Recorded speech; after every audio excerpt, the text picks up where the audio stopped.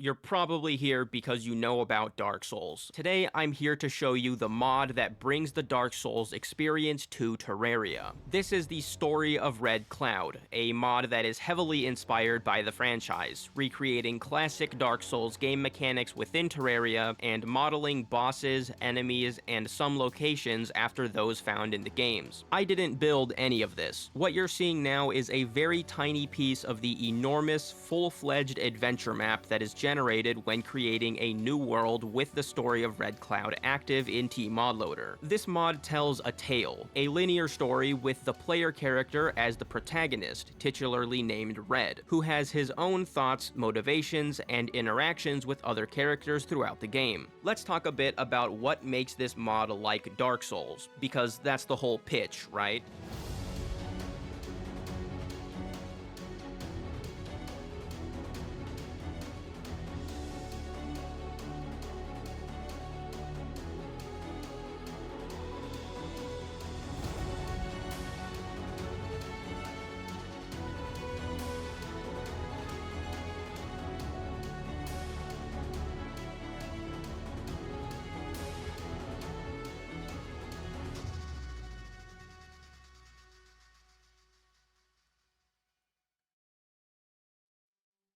Hello everyone, it's been a while, so if my channel is just a ghost town at this point, I wouldn't be surprised. Although, I didn't leave you all for naught. I've been doing my best to piece together this massive video while dealing with life, and also keeping up my weekend live streams over on Twitch, which, if you want to keep up with me, that's the place to do it. I'm live Saturdays and Sundays at 1 p.m. PST, link in the description. I hope to see you there. Anyways, thank you for tuning in, and welcome back to the Story of Red Cloud, what I refer to as the Terraria Dark Souls mod. If you haven't watched the first video I made about this mod, I strongly recommend doing so, as it contains the context behind the story, the special mechanics, the adventure map that the mod is played on, and most importantly, how it is inspired by and what makes it like Dark Souls. You'll have to get all of that information from the last video, because today I'm jumping straight into the playthrough where we left off. Starting from the beginning of hard mode, there are over 20 more modded bosses that we have to get through, not to mention vanilla bosses and their modded changes, tons of new items to look at, and the rest of this huge custom world to explore. So we're just gonna get going. When I ended the last video, I had just gotten my hands on the Molten Pickaxe, which was obtained from the Wall of Flesh treasure bag. The Molten Pickaxe is the item we need to continue the game, as any progression from this point is locked behind cobalt gates located in various areas of the map, which we need this tool to get past. The very first cobalt blockage that I break down just nets me some nice hard mode loot, and then I go down to find this cobalt wall on the far side of the underworld, which I had found earlier before fighting the Wall of Flesh. This brings me up a long winding passageway, which has a couple of blocked off locations along the way, but seems mainly designed just to serve as the story mechanism by which Red finds his way out of the underworld. Because remember, at this point in the story, Red just fought a giant meat monster and is now stuck in hell. And I guess magic mirrors aren't canonical in the lore of Red Cloud. Though, you know it is canonical? This purple hallowed grass on the walls is highly intelligent. It may lead us somewhere interesting. The purple grass is highly intelligent. Okay. Anyways, I'm back on the surface now, and I make my way straight across the world to this cobalt gate that had blocked any further exploration in pre-hard mode, which I can now destroy. It leads me into a huge hallowed cave system, where I can uncover new ground and get tons of awesome loot. Or, I mean, alright, nothing screams awesome hard mode loot quite like 250 meteorite bullets. Thanks a lot, mod devs. I do find a set of spider armor here, which is a nice upgrade to the bee armor that I had been using, making my trusty dragon summon even more powerful. Oh, and here's another tutorial loot level chest. What is the deal with the loot distribution in this mod? Right in the middle of the cave system is a large enclosure with a glowing circle. The circle summons Queen Slime when I step into it, and it doesn't take long for me to realize that this is not a great situation. I'm in a relatively small circular cave with no platforms to help me maneuver around, and not even a set of wings, against a projectile spam boss who I'd really like to stay far away from because... ow. I do so love having my bowels unplugged. Thanks, Relogic. We do need to get past Queen Slime, but before going back into the caves, I'm gonna get a couple of upgrades. I have like 200,000 Souls of the Damned weighing on my shoulders, and there's a ton of things I can make with them, so I just craft a whole bunch of modded weapons. Most of them kinda just suck, but I am able to get my hands on a new and improved whip and an upgraded version of a bow sentry that I had used for a little while in pre-hard mode, along with the pirate and spider summon staffs that I had found in the underground Hallowed, and a Hercules beetle with a notably different effect from the vanilla standard. I'm feeling much more confident. The new setup provided a significant damage increase, and now that I was actually like on par with hard mode damage setups, I'm able to defeat Queen Slime pretty easily. We're gonna move right along because the next boss that we have to fight is also located here, right at the bottom of the Hallowed Caverns, at the end of this long, intimidating tunnel that drops into this large, open arena space. The circle in the middle summons the Rage, the first of a trio of avian bosses that are a focal point of the story at the beginning of hard mode.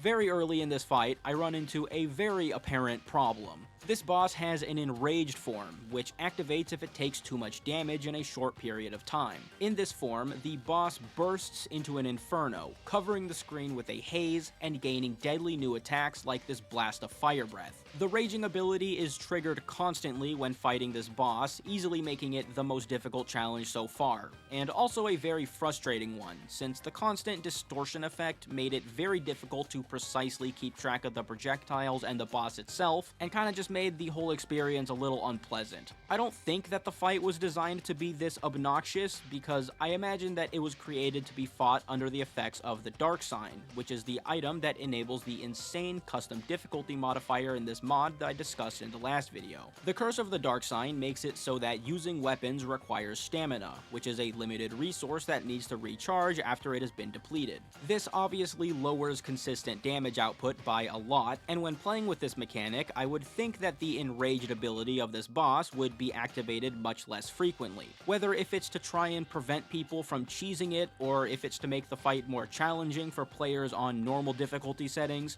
making it more challenging is definitely what this stupid, enraging volcanic bird did, and I spent some time making a point out of it because this isn't the last time we're going to see this. After 6 or 7 tries, I'm able to defeat the Rage, and it goes down in an admittedly epic flash of light and an explosion. This mod definitely has a way with special effects, which I feel really adds a lot to the atmosphere of the whole thing, and it's only going to get more flashy and epic from here. With the victory over this boss comes the next step in unlocking the rest of this custom world. The Rage's treasure bag contains a cobalt drill. I don't know why it had to be a drill, but whatever, fine, which will allow me to break Mithril, which composes many of the walls blocking off parts of the map, such as the Wyvern Mage's Fortress, which the description of the item points me towards. Also inside of the treasure bag is a Phoenix summon, which I'll be making use of, and an insanely powerful accessory called the Phoenix Skull, which has the effect of preventing death and giving the player lifesteal for a short time with a 2-minute cooldown. This I will also be making use of for the rest of the damn game, in fact, because having a way to mitigate death damage in Terraria is generally extremely valuable, and I'm gonna need the help. The first thing I do now is make my way to the Wyvern Mage's Fortress, which I'm now able to get into. There's a large entrance room where the Mithril wall is located, which leads to a giant chasm. The intended way to get across this chasm is by using an ice rod that I had just obtained from a chest, but obviously I have to see what's in the pit, so I end up just jumping into it, finding that there is in fact nothing of interest at the bottom, and then scaling the other side with my grappling hook. Going into the main part of the fortress, there's a small encounter with a goblin sorcerer who gets bodied instantly, and then I come across a text box. Going up from here leads to the main boss arena where we actually fight the Wyvern Mage, but within the text, he taunts Red and offers up a game, with a shadow key as a reward for completion. Obviously, I take the wannabe Jigsaw up on the offer, because there are locked shadow chests all over the world that I've seen, and I'm quite eager to get my hands on that sweet loot. The game is basically just a room full of invisible spikes hidden with echo coding, which is easy enough to navigate with the conveniently supplied Spectre goggles, and I'm able to nab myself a shadow key. The spike room leads up to a small hallway next to the entrance with a teleporter in it. The teleporter brings me to a tunnel way further down inside of the mountain that the fortress is perched on top of, and running through it brings me out the other side of the mountain, down a slope, and to the edge of the frozen ocean. A text box here says that within the depths of the ocean waits the Sorrow, which is the second of the trio of bosses that I mentioned that the Rage was a part of. Before continuing any further here though, I go back to the Wyvern Mage's fortress to face off against the Wyvern Mage. When stepping into the big summoning circle in the fortress, a Wyvern spawns in,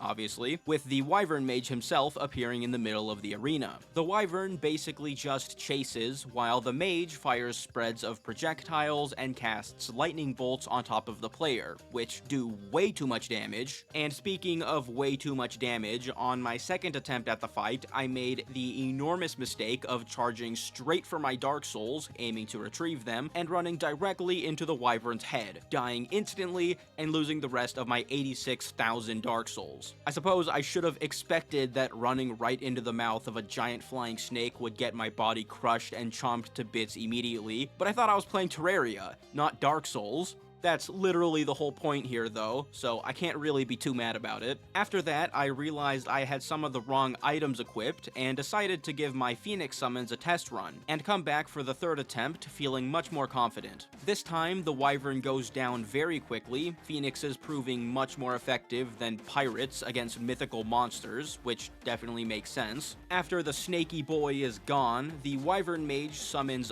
Archdeacons, and the fight basically just turns into a projectile storm, with the Archdeacons firing these weird bubble things and the Wyvern Mage spamming even more projectiles than before. I kinda just ran into a bunch of them and kept bumping into this glass thing in the middle of the arena like an idiot, but probably by pure luck, I'm able to squeeze out a victory by the skin of my frickin' nuts. And that's our second hard mode boss down. Only 29 more to go. Yeah.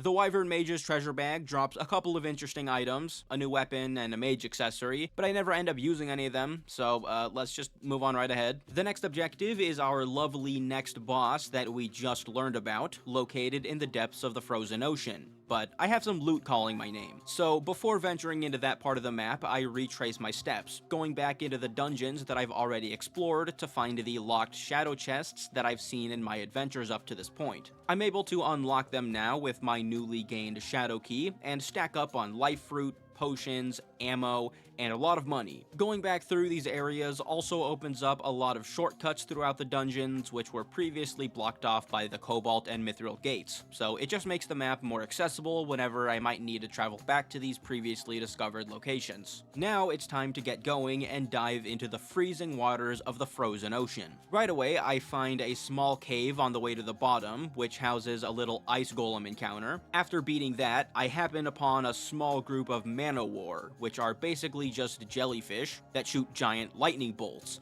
which are fortunately much less deadly than they look. On the seafloor is a large structure, which to me looked like an underwater laboratory of some kind. The lab leads further down into a series of submerged icy caves, which stretch a lot further than I initially figured they would, being dotted with more underwater structures, tons of random loot, and I even find a way all the way back into the hallowed caves that I went through at the beginning of the video. All of this exploring left one passage further down, which is what I assumed my destination was, although before checking that out, I warp back to base to deposit all of my loot and to upgrade my spider armor into tarantula armor using my Dark Souls, which provides much stronger summon damage buffs. Returning to the lone passageway in the frozen ocean, it leads even deeper underground to a lizard gate that blocks off an area called the Frozen Depths, as if these depths that I'm exploring aren't frozen enough. There's a tunnel of crystal blocks and blue fire, which I leave alone for the moment, and a bonfire located slightly deeper down.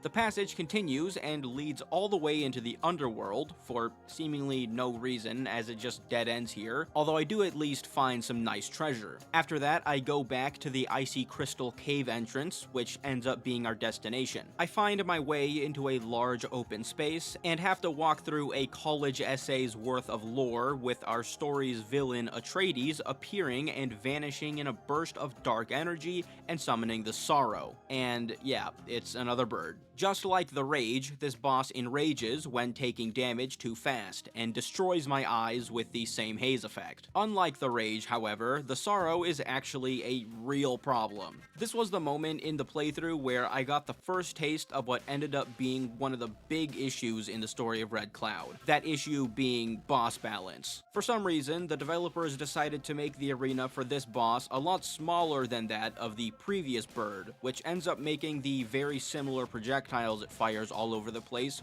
way more difficult to dodge consistently. The Sorrow also seems to have a wider variety of attacks, summoning icicles above the player and waves of very problematic homing projectiles, which are also made especially obnoxious because of the small arena space. Couple all of that with my chat moderators being very cringe, and I was in for a rough time. Can I have your feet finder? Hey, Pete. Get the fuck out of here, bro. I gotta unmod this guy. There was very little consistency to be found with a fight like this because it's rather difficult to find movement patterns that work consistently with the bouncing projectiles that this boss uses. That, along with very inconsistent damage from different attacks, and literally not being able to see what's hitting me, are just some of the facets of the boss balance issue that I just mentioned. And I'm lingering on the topic a little bit here because it's something I'm going to dive a little deeper into later in the video. In the end, it took me 17 attempts and a half hour of bashing my head into the wall to beat this thing, which is pretty rough for Terraria bosses, and I consider it to be the first real roadblock in the story of Red Cloud so far. Anyways, that's enough of my griping for now. Taking a look at the Sorrow's treasure bag reveals a ranger accessory, which I look at once and then forget about forever, and also an adamantite drill, which, as you might guess, will allow me to break adamantite, and open up even more of the map to explore. The tooltip of the item suggests going to the west of Ashen Peak Village to the Corruption Temple, which I do. There are multiple adamantite gates in this part of the map, which ultimately end up breaking me out of the corrupted tunnels. Going to the right here brings me to the other side of the snowy mountain that we fought the bridge mini-boss at in the last video. The peak houses an enormous tower, which stretches over the top of the mountain and bridges out into the sky, leading into a giant glass globe that I can only assume houses a very scary monster inside of it. And I would be right about that. You'll see, although you aren't going to see quite yet, because getting through this massive structure requires maneuvering through a dungeon with Medusa statues placed everywhere, which just stunlock me and kill me as soon as I get anywhere close, so there's not much of a chance of getting in here for now. Instead, I head to the left and find this huge dragon sculpture thing with a cave inside of it, which leads me to what looks like a giant tower in the middle of nowhere. At the base, I learn that this is the Dark Tower of Atreides. It's just a cool story element, a huge tower at the edge of the desert that no doubt our main villain resides in during his free time, plotting our downfall. There's nothing to do in this area for now, although there is an arena off to the side of the tower, which I'll come back to later. Going back to the dragon sculpture and heading down, the Corruption Temple gives way to a desert. Text boxes in the area show a conversation between the main character and our companion pet, Mayakoda, talking about our next upcoming boss, the Hunter. So far, we've had the Rage, the Sorrow, and now the Hunter, so you might have an idea about what's coming up. There's also a mention of another being called Ceres, presumably another boss, and it's mentioned in the text as a potential second option to pursue at this point in the game, which I think is cool. Having multiple paths and a choice of objectives always makes games more immersive. However, before I have much time to ponder those objectives and where exactly I'm going to be going, I absent-mindedly step into a huge, barely visible summoning circle, which summons an NPC mini-boss in the middle, and a giant rain of arrows on top of my head. This is the hero of Lumelia, who jumps around with absolutely no regard to gravity like he's fucking Superman or something, and yeah, he made an absolute fool out of me. The ridiculous movement this mini-boss has is a little much. It almost looks like some of it might even be caused by knockback, although I didn't experiment much to see if that was the case, because I very quickly came to the conclusion that I probably wasn't beating this thing right now, since he both deletes my HP and is basically impossible for me to hit. So I just recovered my Dark Souls and went back the way I came. To explore the rest of the desert, I go to Atreides' tower and head back towards the hero encounter from the other direction. Starting from the opposite side of the giant summoning circle, there is a large, ominous-looking structure here, just sitting here. Continuing my leftwards exploration from this area brings me to a part of the map called Ellengod's Desert Ruins. This area houses a series of dark, ruined towers, one of which leads underneath the desert sands and into the entrance of a new dungeon, which I am told leads to the location of the hunter. Of course, me being me and having the weirdest priorities, I don't actually continue into the dungeon, and instead go back to the surface to explore to the left of Atreides' tower. There's mostly just a lot of desert for a while, which leads into a large stretch of water, and finally gives way to some much more tropical land. Here I find the angler and clothier living in tree houses, the truffle in a little custom glowing mushroom biome and house at the very edge of the map, and a huge mud cliff just above that where a custom modded NPC called the Shaman Elder resides. He's not particularly useful at the moment, and all I end up doing is taking all of his balloons that he was hoarding in his basement and continuing my little upwards adventure. I browse around the meteorite field up at the top corner of the world for a few minutes before dropping down and landing on the tip of a huge floating island. The island doesn't have a purpose except to house a strange dark altar with a nebula monolith in the center. When interacting with it, text appears in the corner saying that the power of the monolith can be released after beating Atreides, so this is something for much later in the game. I happen to drop down onto that arena that's connected to Atreides' tower, and it is kind of weird that it's just like right here next to the floating island, but I guess you only have so much space to work with on a Terraria world. I'm here, so I figure I may as well step into the circle and see what happens. And I figured poorly. Okay, what is this? Fated day of your death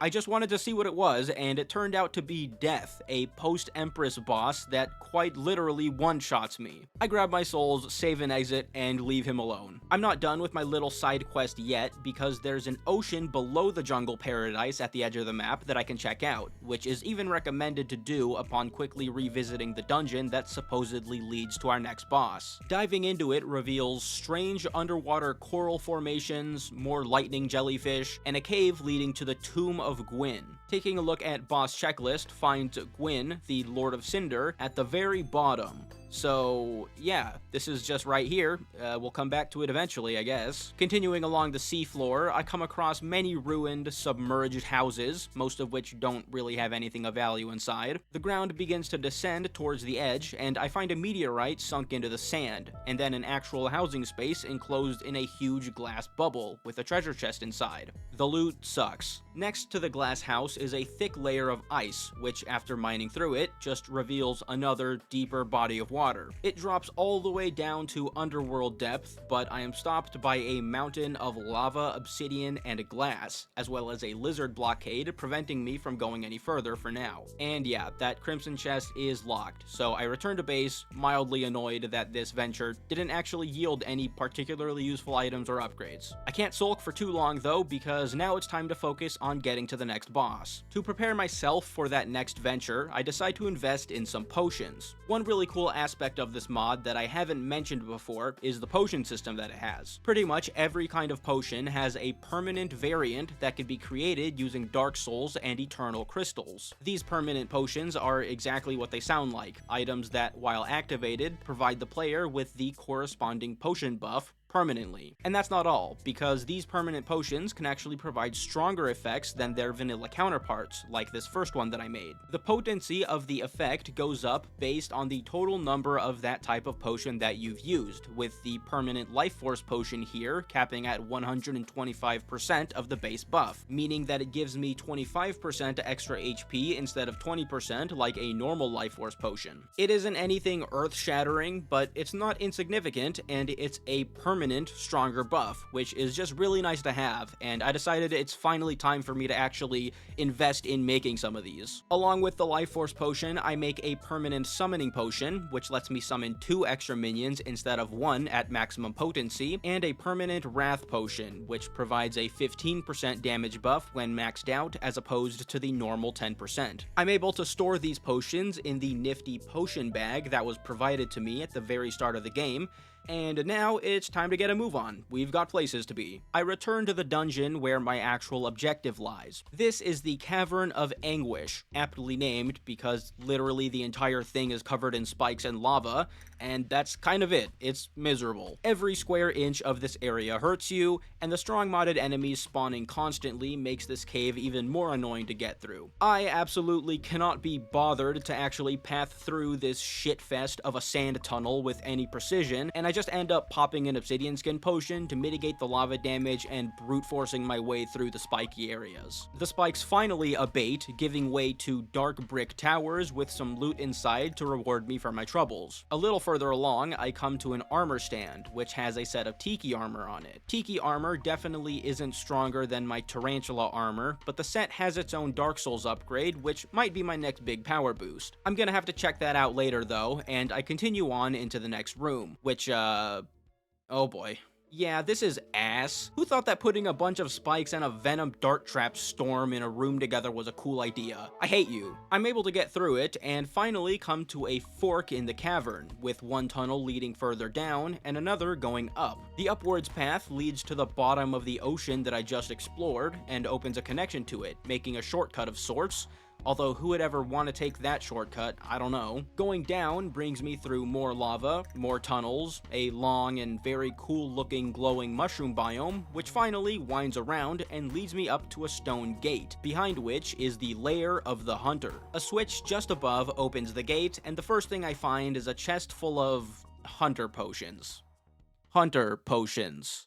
I mean, it's a joke, I guess. Before actually proceeding into the boss room, I quickly go back to base and upgrade that tiki armor that I found with the Dark Souls I've accumulated throughout the dungeon. It makes the Shaman set, which has some unique abilities that are kinda hard to gauge the usefulness of, but it has what looks to be slightly stronger stats than my current armor, so I take it. Back underground again, the summoning circle is located in a large pool of water that takes up half of the hunter's circular chamber, which is also filled with a bunch of Plantera bulbs for me to break. How thoughtful. Anyways, I swim into the circle and get started, and I die, like, immediately. Thankfully, the hunter is a little different than the rage and the sorrow. In other words, it doesn't make me feel like I'm having a brain aneurysm looking at the screen, and it doesn't have random bouncing projectiles either. What it does have is very pokey spreading vine projectiles, a lot of cursed fire, and when it gets pissed, because of course it also has an enrage mechanic, it turns invisible. This fight was not as tough as the other two birds. The only issue with this one being that every single time it touches me, I become mortally wounded. I don't know why it has to do so much damage, but like, okay. The upside is that whether it's due to my upgraded gear or the boss's stats or mechanics, I deal a ton of damage to it in turn, and it only takes a couple of attempts to burst it down once I sorta, not really figured out what's happening. And with that, I've beaten the trio of bird bosses that start off hard mode, and after killing the final one, I am rewarded with wings, finally, and also Drax, which will now let me get through the chlorophyte gates that are blocking off areas of the world. Right away, we have a potential use for it, as this weird material piece that the hunter also dropped that I can't use right now has a clue in its tooltip, pointing to two possible locations in the desert that I can look into. There's a little cave entrance near the edge of the desert that is blocked by chlorophyte, which is the first place that I think to go. It teleports me to the other side of the desert, very close to the entrance of the stupid lava spike tunnel. In this cave lies a passageway into the Shadow Temple, which is said to house the Destroyer, which is one of the next bosses in line, so it seems like we're on track. Another text box a bit further in the temple describes it as labyrinthian, and to that, I can certainly attest. A lot of the locations in this amazing custom map have been very dungeon-like. I mean, it is inspired by Dark Souls after all. These areas are awesome to look at, explore, and find all of the secret areas in, but none so far have been anywhere near as much of a pain in the ass as this one was. Long corridors with monster statues spawning hordes of bitches to drop in my path, path and assault me, huge intricate rooms with branching pathways that are half full of water just so the developers can shove more lightning jellyfish down my throat, I guess, and pathways that loop around on themselves make for one hell of a confusing mess of a temple. There is some nice loot here that makes it worth my while though, like some miscellaneous mech souls that I otherwise don't have access to yet, and a pair of specter wings, which are a really solid upgrade to the basic angel wings that I just obtained from the hunter. Completely filling up on the other random treasure that I find in the temple, I quickly head back to base to store all of it. While here, I make permanent potions of endurance, iron skin, and regeneration to bolster my stats. Then I head back in. I make pretty quick progress, finding a marble cavern connected to the temple, which has a lot of Medusa statues in it, and, fittingly, a Medusa head and pocket mirror, and then a bunch of turtle armor sets for whatever reason. From this point on in the temple, there's Medusa statues literally everywhere. For what purpose, I don't know, causing pain, I imagine. Finally, after like 20 minutes of roaming around, I exit the temple, or find one exit anyways. I haven't explored the entire thing yet, and although my exploration is unfinished, I decide to stay on this new path for now. My surroundings turn from jungle to crimson as I continue on, with a deep lava pool being my only way forward. As a Terrarian, I jump into it immediately. Couldn't be happier, in fact, to jump right into a deadly lava pit. I surface in a crimson jungle cavern, which I make my way across until I find a teleporter at the far end. It sends me to a grassy cave deep underground, which leads into winding underwater tunnels with masses of spikes hindering the way forward. After slithering my way through the passageway, it opens up into a huge submerged cavern. One of the paths away from here leads straight back to the Shadow Temple and links back around to a bonfire that I had lit earlier. Another leads to a trippy Hallow area with a strange glittery background that is also, of course,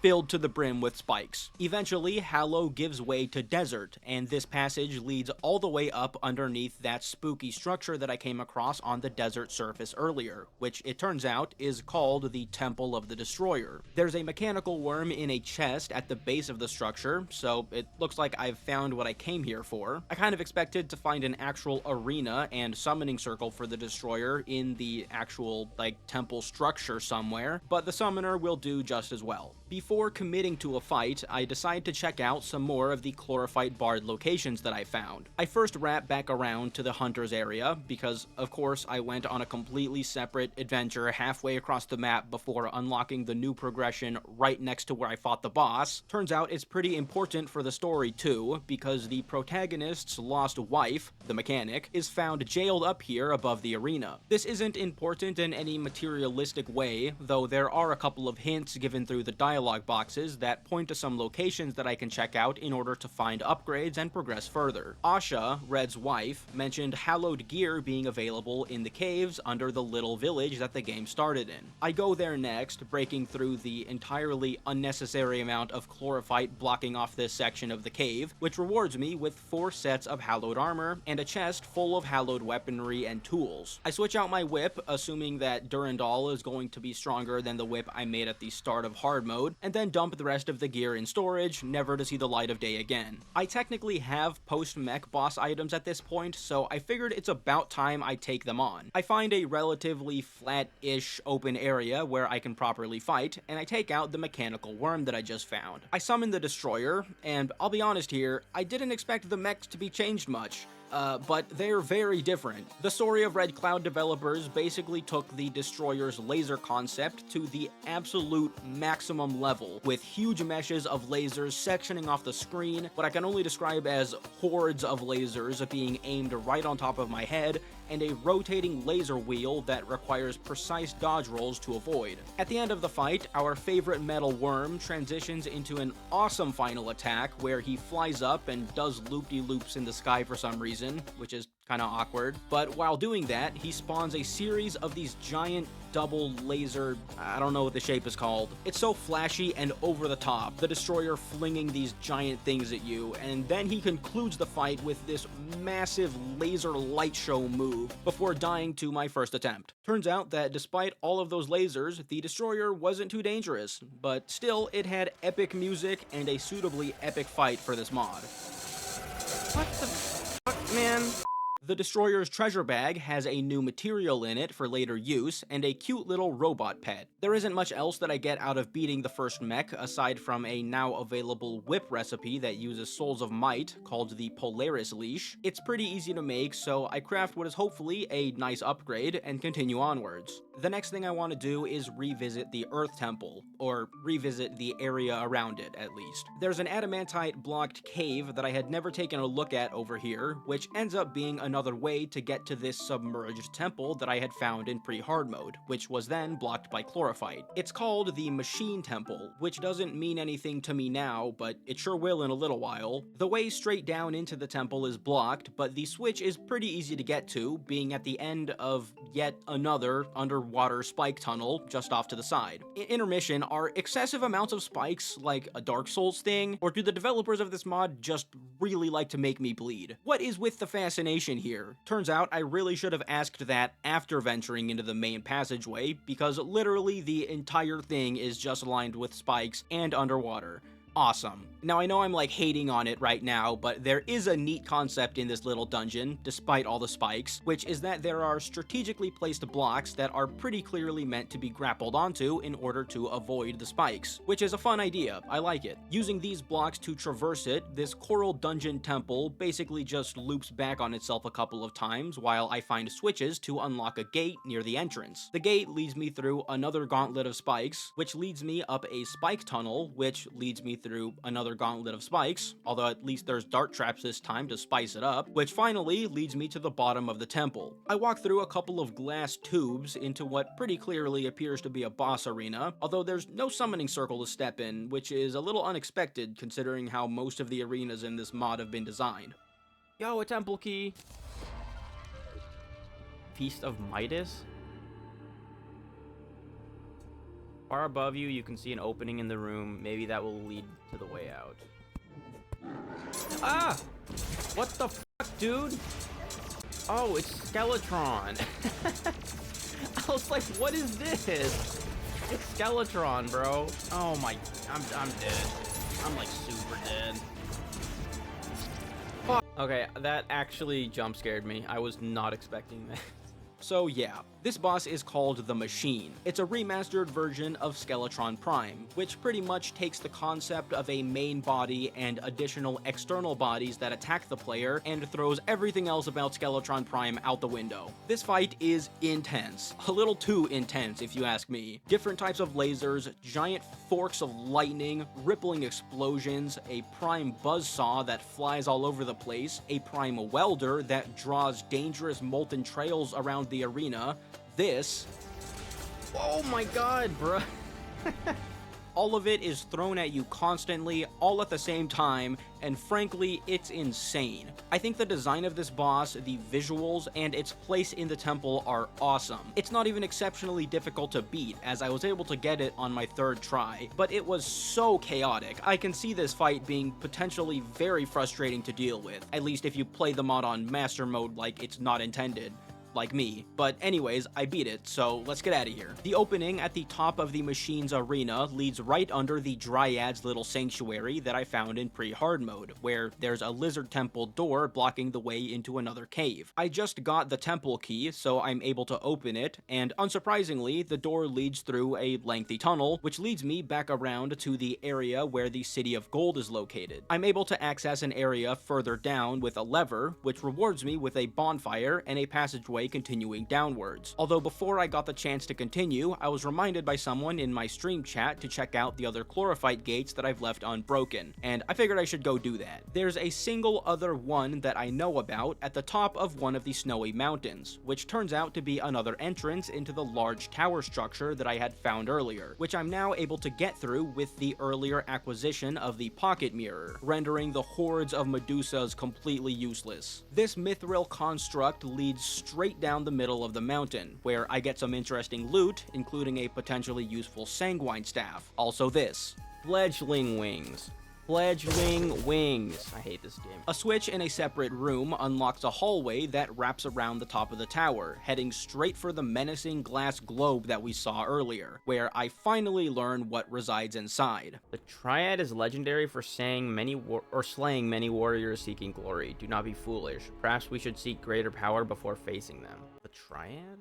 Yes, the Triad. Considering the last two bosses I fought, you can probably guess what this one is modeled after. Before taking the plunge, I returned to base and opened the machine's treasure bag, which I had just forgotten about. It rewards me with a cool accessory that creates explosions in an area around the player, and like in vanilla, I get Souls of Fright, with which I'm able to create a new summon weapon called Photonic Downpour. Along with that, I can also upgrade the Scorching Point, my awesome dragon summon, which turns into the Interstellar Vessel Gauntlet. Photonic Downpour can summon two types of drones, offensive laser drones and defensive drones, and the Interstellar Vessel Gauntlet summons spaceships that circle around the player and this huge mecha dragon spaceship thing. And I mean, this just looks insane. I think I know what weapon I'm going to be using for this next boss. I returned to the glass globe, which I was conveniently able to actuate out of existence with a lever placed in the center of it. Also in the center is a chest containing 3 mechanical eyes, because, well...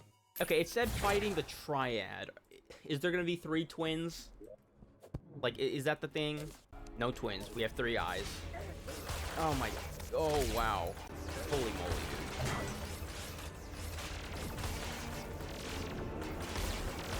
Dragon seems kind of tough to use, low-key. It's not following these guys very well. Oh my god.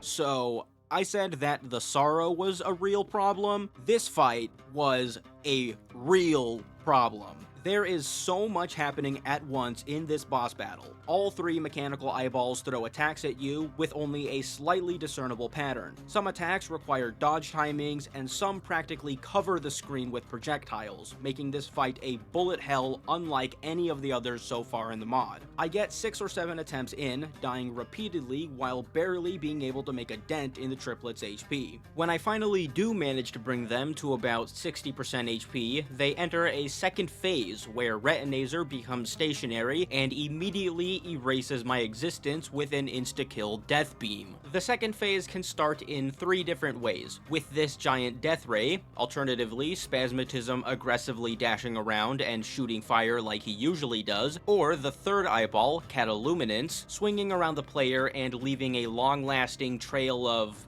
pain that I have to either avoid or attempt to dodge through. This devolves into constant quick hit scan attacks from Retinazer, enormous green fireballs lobbed across the screen from Spasmatism, and way more lasers shoved up my ass than I would ever care to count. Combining the crazy attack pattern this boss has with the beefed up Master Mode stats made a huge roadblock out of this thing. I spent over 2 hours and about 40 attempts fighting the Triad, taking breaks in between attempts and clapping Vanilla Plantera's cheeks to get a new whip, and crafting most of the remaining permanent potions that I was missing, including strong unique modded potions and permanent flask buffs, and I still had massive problems. Definitely contributing to that is a big detail that I missed, that is, while fighting the Triad, the game gives you infinite flight, and I did not make conscious use of that because the game never pulled any attention to it, and neither I nor my stream viewers noticed anything, and so the whole time I played as if I had limited flight, which, to be clear, yes, I was extremely dumb to literally just never realize that infinite flight was enabled, but realistically, I don't think that it changed the fight or how difficult it would have ended up being as much as one might think, because the Triad almost always maintains a relatively fixed distance from the player, or they'll just chase you down and force you to change trajectory, or force you to actually stay somewhat close to the boss, like when Retinazer does the funny, spinny death ray thing. Basically, I'm saying that this boss is brutal, and that is saying something after the horrors that I had to endure in Masochist mode. To my credit, I made it to the very end of the fight, where not just 1, not 2, but all 3 triplets shoot devastating, insta-killing death beams that I have to dodge in succession. 2 of the twins fall in screen-rippling explosions, until it is Cataluminance alone, encircling me in a luminant circle of doom and releasing a storm of energy that I have to outlast. and then I die. Of course, this boss has a desperation phase at the end of the battle on top of everything else. So yeah, 2 hours into this ordeal, I finally caved and decided to turn off Master Mode for this fight. Don't worry, I'm suitably ashamed for doing so, and the game already went ahead and called me a bitch so that you don't have to. Even so, after quickly being able to get to the desperation phase again with the now significantly lowered health, the boss still killed me because this final attack is complete horseradish. Although it turns out I was able to actually outlast the waves of lasers, probably by like the last possible zeptosecond, and Cataluminance exploded right after I died, technically winning me the boss battle. So I got through it, but I have some beef with the Triad, so we're gonna sit down and talk about that for a second. I think there's too much happening in the fight, Infinite Flight or not. There's too much to keep track of, and too many things happening simultaneously in a manner that creates undodgeable attack patterns and a generally rough experience, especially for first-time players. Although, while I say that and do stand by it, it probably is partially on me for playing this mod, which is specifically designed to be played in expert mode in master mode on my first playthrough, so take it as you will. I still think that there being 3 eyeballs with a generally great expansion on the original concept of the twins is pretty impressive though. I think that the visuals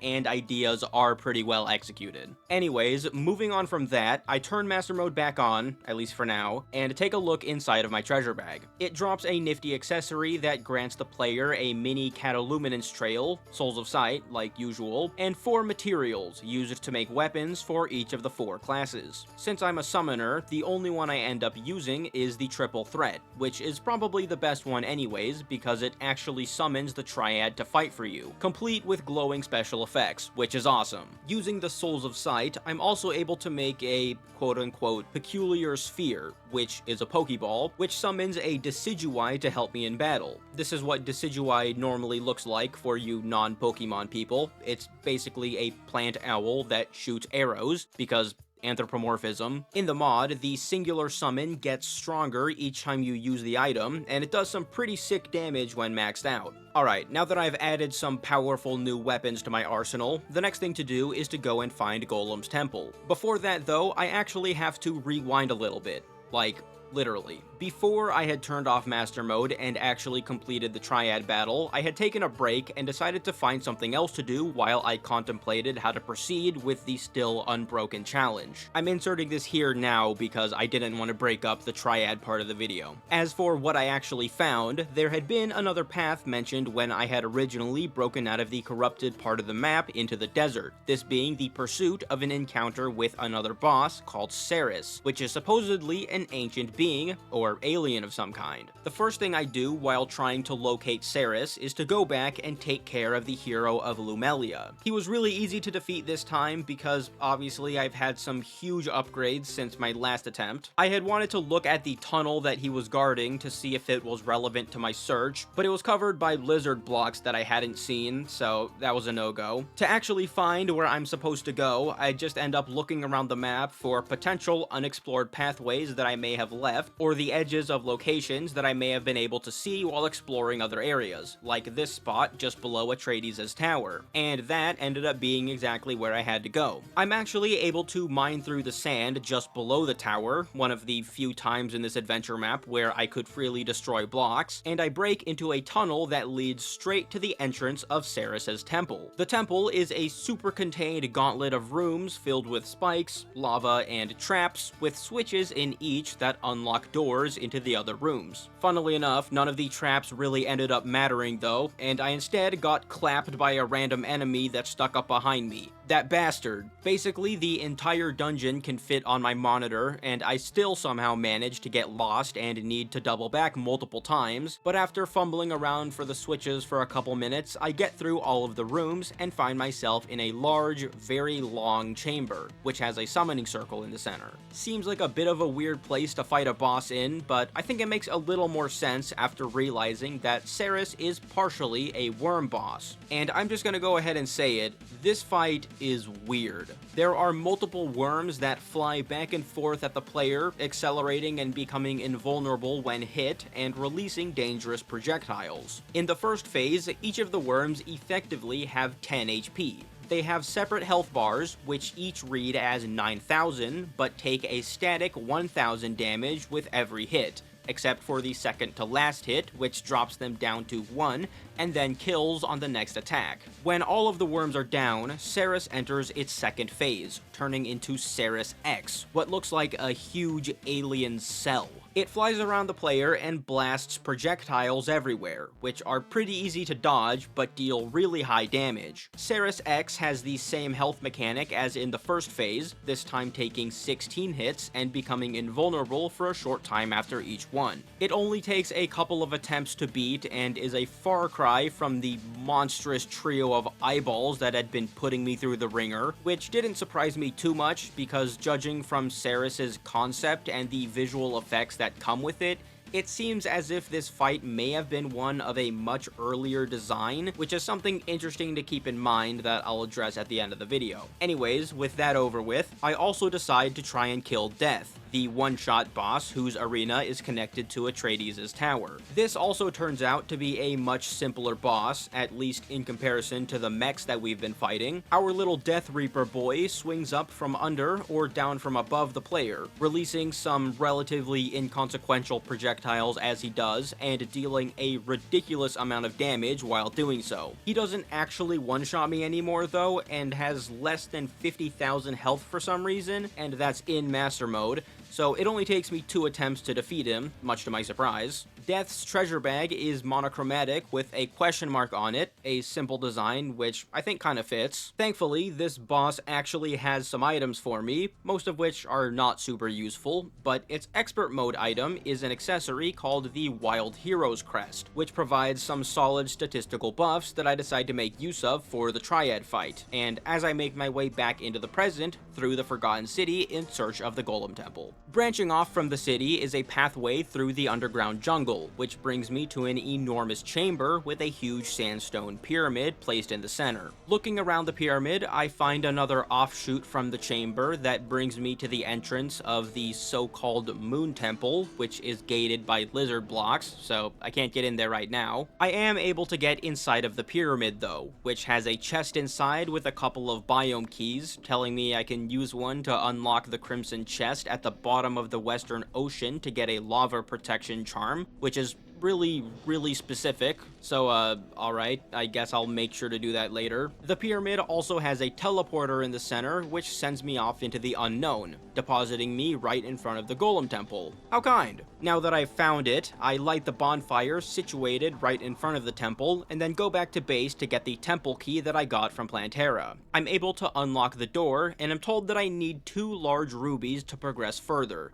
So I go back to base again and grab from my stockpile of large rubies that I obtained at some point, and am finally able to get inside of the temple. It is, as you would imagine, full of lizards and spikes, and there's a lot of lava in this temple too, which is a splash of brightness that I think the vanilla Golem Temple could use, to be honest. Almost immediately, I find a blocked passageway that leads to a little treasure room. I obtain a set of spooky armor here, as well as the Dark Harvest Whip and a necromantic scroll. So right away, I've gained a substantial boost to my power. Just a little further in, I find a desert key, which unlocks another strong summon for me, assuming I'm able to actually find a desert chest somewhere. I get killed or almost killed several times by the traps in the temple. That's just master mode for you. Just a tickle from anything does like 1/3 of your HP as a summoner. The dart traps in here additionally also inflict acid venom, which I don't think they usually do, and that shit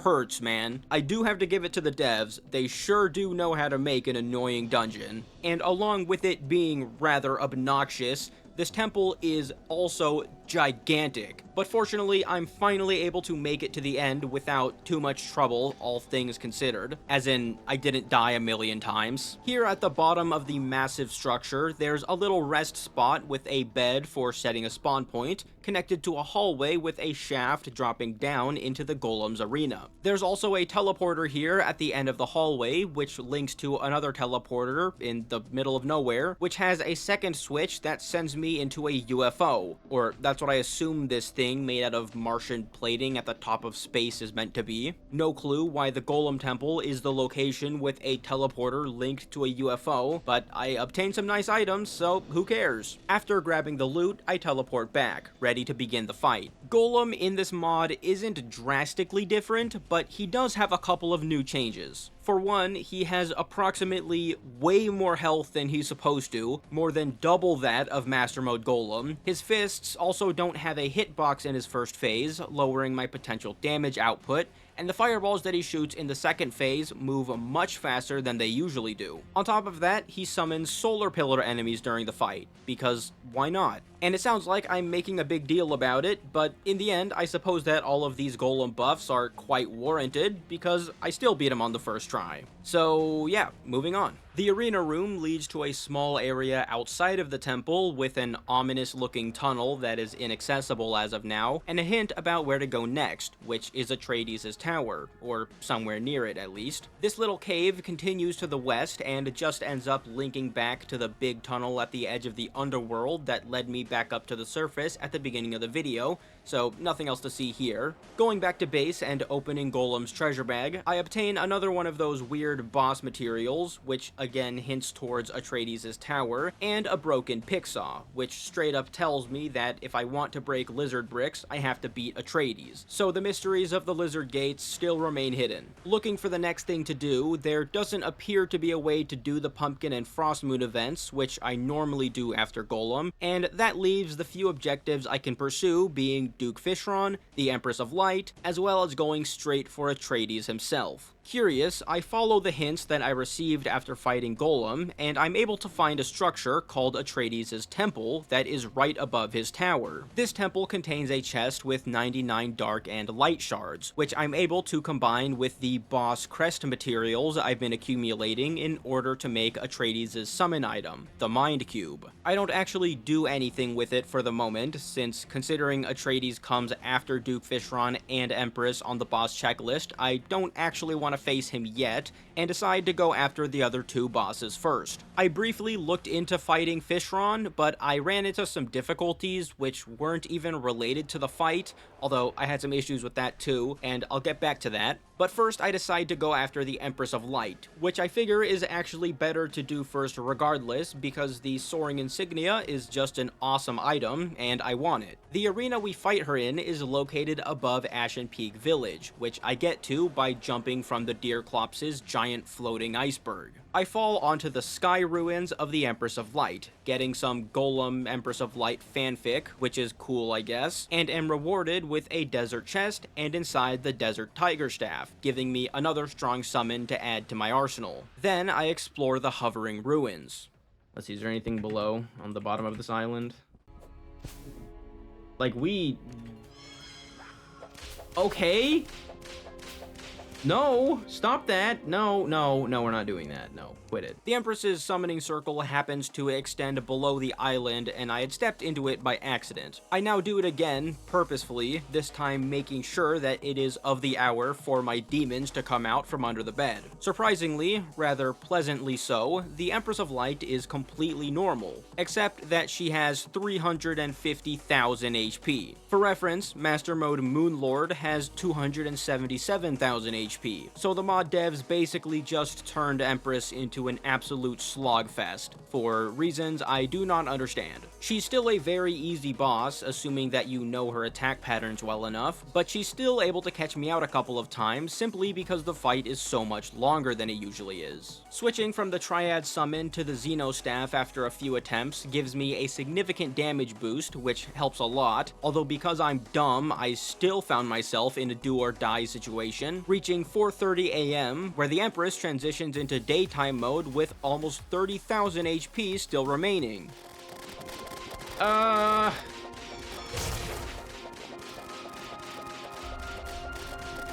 Please stop doing that.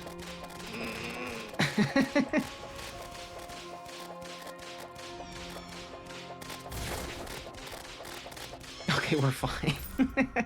That scared me, bro. And I did it. Hooray! It's not like it's particularly difficult to dodge Daytime Empress, but knowing that anything that touches you instantly kills you still makes the battle way more intense, even if it's only for a brief time. Well, I have the soaring insignia now, so it's time to move on. Next up is Duke Fishron. The first issue with Duke in this mod that I ran into is actually finding a way to summon him. There isn't any dedicated area to fight him in, or any summoners given to you by the mod that I had found as of yet. There is a soul mushroom biome I have found in this world up to this point, below the Hunter's Arena, which is the only place to find truffle worms. Although, unfortunately, their spawn rate is absolutely abysmal in this area for some reason. It takes like 10 minutes just to find one, and of course it gets away because of me bumping into a random block that I didn't see. It takes another 5 minutes before I finally get one, and at this point, I'm already pissed. The only reasonable place to fight Duke Fishron is at the Frozen Ocean, which is a mostly flat area, and obviously also is an ocean, which is a necessary part of this whole thing, and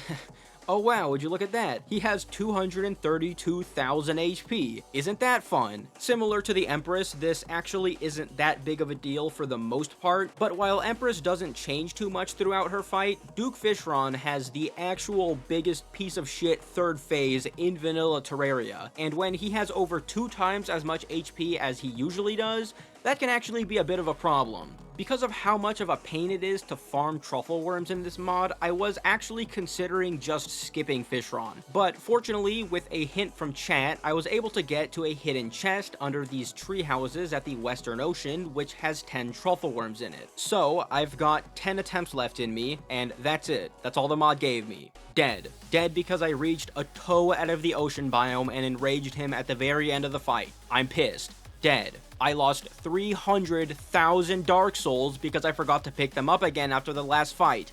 I am losing it. Dead again. Because for some reason my brain cannot fathom the singular simple type of movement that you need to perform to dodge Fishron in his final phase. And, oh, I actually did it. Well, there we go. I only ended up using half of the truffle worms that I was given, although that easily could have not been the case, and I don't know what I would have done if I just completely ran out of summoners. Those fights ended up being a lot more stressful than I thought they would be.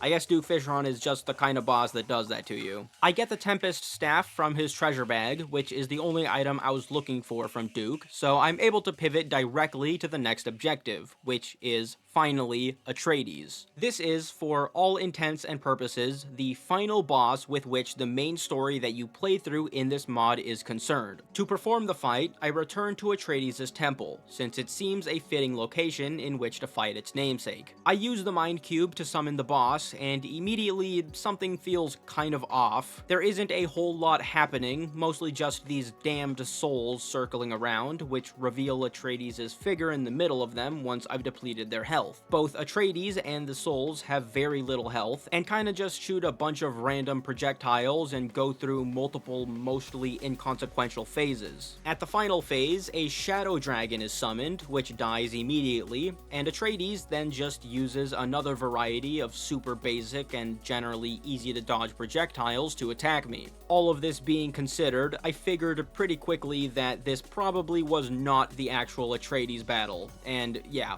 it was just a fake. From the treasure bag it dropped, I get the Mind Flayer Illusion Relic, the real Atreides summon item. Since I had been a little cramped for space, even with the fight just now not being the real one, I decided to move over to the Empress of Light's Island Arena, figuring it would be a more efficient place for battle. And finally, I get started on this monster of a boss. Atreides has a multitude of attacks, which always follow the same pattern, although that doesn't necessarily help here, because some of the stuff that this boss does is absolutely ruthless, and knowing exactly what's coming doesn't actually help that much. Everything he attacks with hits like a truck, and some of the attack sequences are just really difficult to dodge through consistently. For example, this dash attack that he does at the beginning of every fight that leaves these damaging green trails isn't very hard to dodge, but when he combines that with a burst of dark projectiles with each movement, and then later combines that with a blast of lasers with each dash, it becomes really difficult to remain untouched. Another example is this spinning laser attack that Atreides performs, which is accompanied by a spam of small projectiles. So you have to maneuver through all of the little pieces of shit that he's lobbing at you while moving in a circle around him or timing dodge rolls to get through the lasers encounters unscathed, and doing so in a way that won't dash straight into the path of oncoming traffic. Worse than both of these combos is this one, where Atreides summons lightning bolts, supplements them with the spinning laser that I just showed you, and inserts rippling explosions of these huge glowing projectiles in the middle of it all, which is absolutely one of the most overkill attack combinations I've ever seen in this game, period, and is honestly way too much to deal with. Atreides also has almost 700,000 HP in Master Mode, which is more than double the amount Moonlord normally has, and I have to battle through that without the Lunar Pillar weapon Power Spike that would normally be available around this point. With that in mind, you can see how I came under the impression that this boss might mayhaps be a little overtuned. It was at this point in the mod where I started really seeing the sense in my decision to turn off the Dark Sign in pre-hard mode, because Dark Souls mod or not, expecting someone to be able to get through the gauntlet that a boss like this puts you through with the limited healing mechanics and major potential damage reduction that the Dark Sign enforces on the first playthrough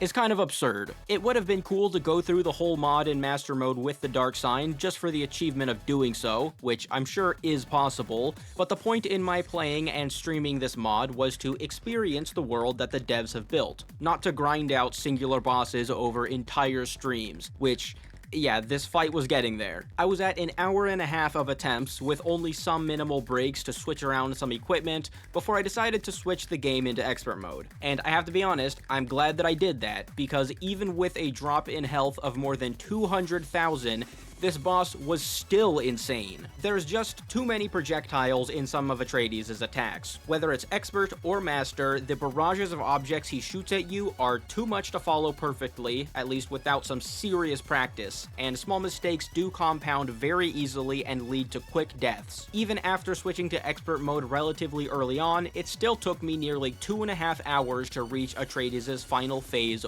once, where he begins by performing an even more ridiculous combination of previous attacks, and I basically got sandwiched between his entire arsenal and died instantly. It would have taken me much longer to get to this point in Master Mode, and who knows how much longer than that to actually get through this phase of the fight, especially since getting here once certainly didn't make it that much easier to do so again, mainly because this lightning bolt and explosion attack in the middle of the fight that I just mentioned was an enormous roadblock and was an instant finisher in most of my attempts. What finally gave me some relief was changing up my item setup. I usually don't like to switch around weapons when fighting a boss for fear that the new weapon might just be worse, or that handling one that requires the use of some special mechanic or precise positioning or aim will split my focus away from actually dodging the boss's attacks, and that I'll perform poorly. In this case though, the change was just switching from the Xeno Staff to the Tempest Staff, which has significantly more raw damage output. I had used the Tempest Staff for a while in early attempts, but was doubtful about its effectiveness because of how much Atreides moves early on in the fight, which causes the Sharknadoes to miss a lot. After the couple hours of attempts I'd given up to this point though, I realized that through the majority of the fight, he's actually rather immobile, which gives ample opportunity for the sharks to deal damage. This let me skip attacks that I was having a lot of trouble with, like the spinning laser projectile spam attack,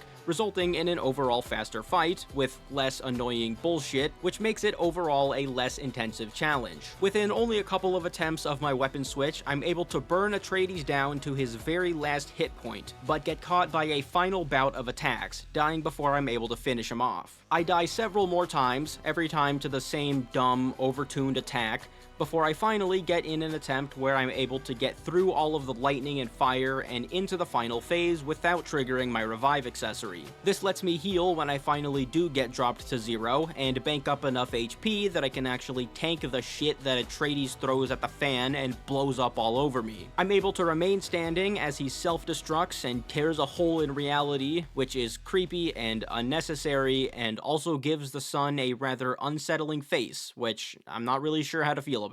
After over 3 hours of grinding this ridiculous boss, I was finally able to take him down, with half of that time being spent after switching to expert mode and massively nerfing him, which I think is kinda wild. Befitting of a final boss, or at least a huge milestone, Atreides' treasure bag rewards me with a variety of items, although unfortunately none of them are particularly impressive upon first glance. There's an extremely short-range AoE magic weapon, a sword with a dash ability that gives the player iframes, and a gun that I didn't even attempt to shoot and then forgot about, because I'm dumb. Obviously, the summon weapon is the one that I'm actually interested in. The concept of the weapon is actually pretty cool, summoning copies of my character around me that fire bolts of dark fire, which I take with me as I set off once again to explore, because obviously we aren't done yet. Even though with Atreides' defeat, this is technically the quote-unquote end of the game, as specified in a final lore item that says as much in a little note from the devs, there's still a lot more to do,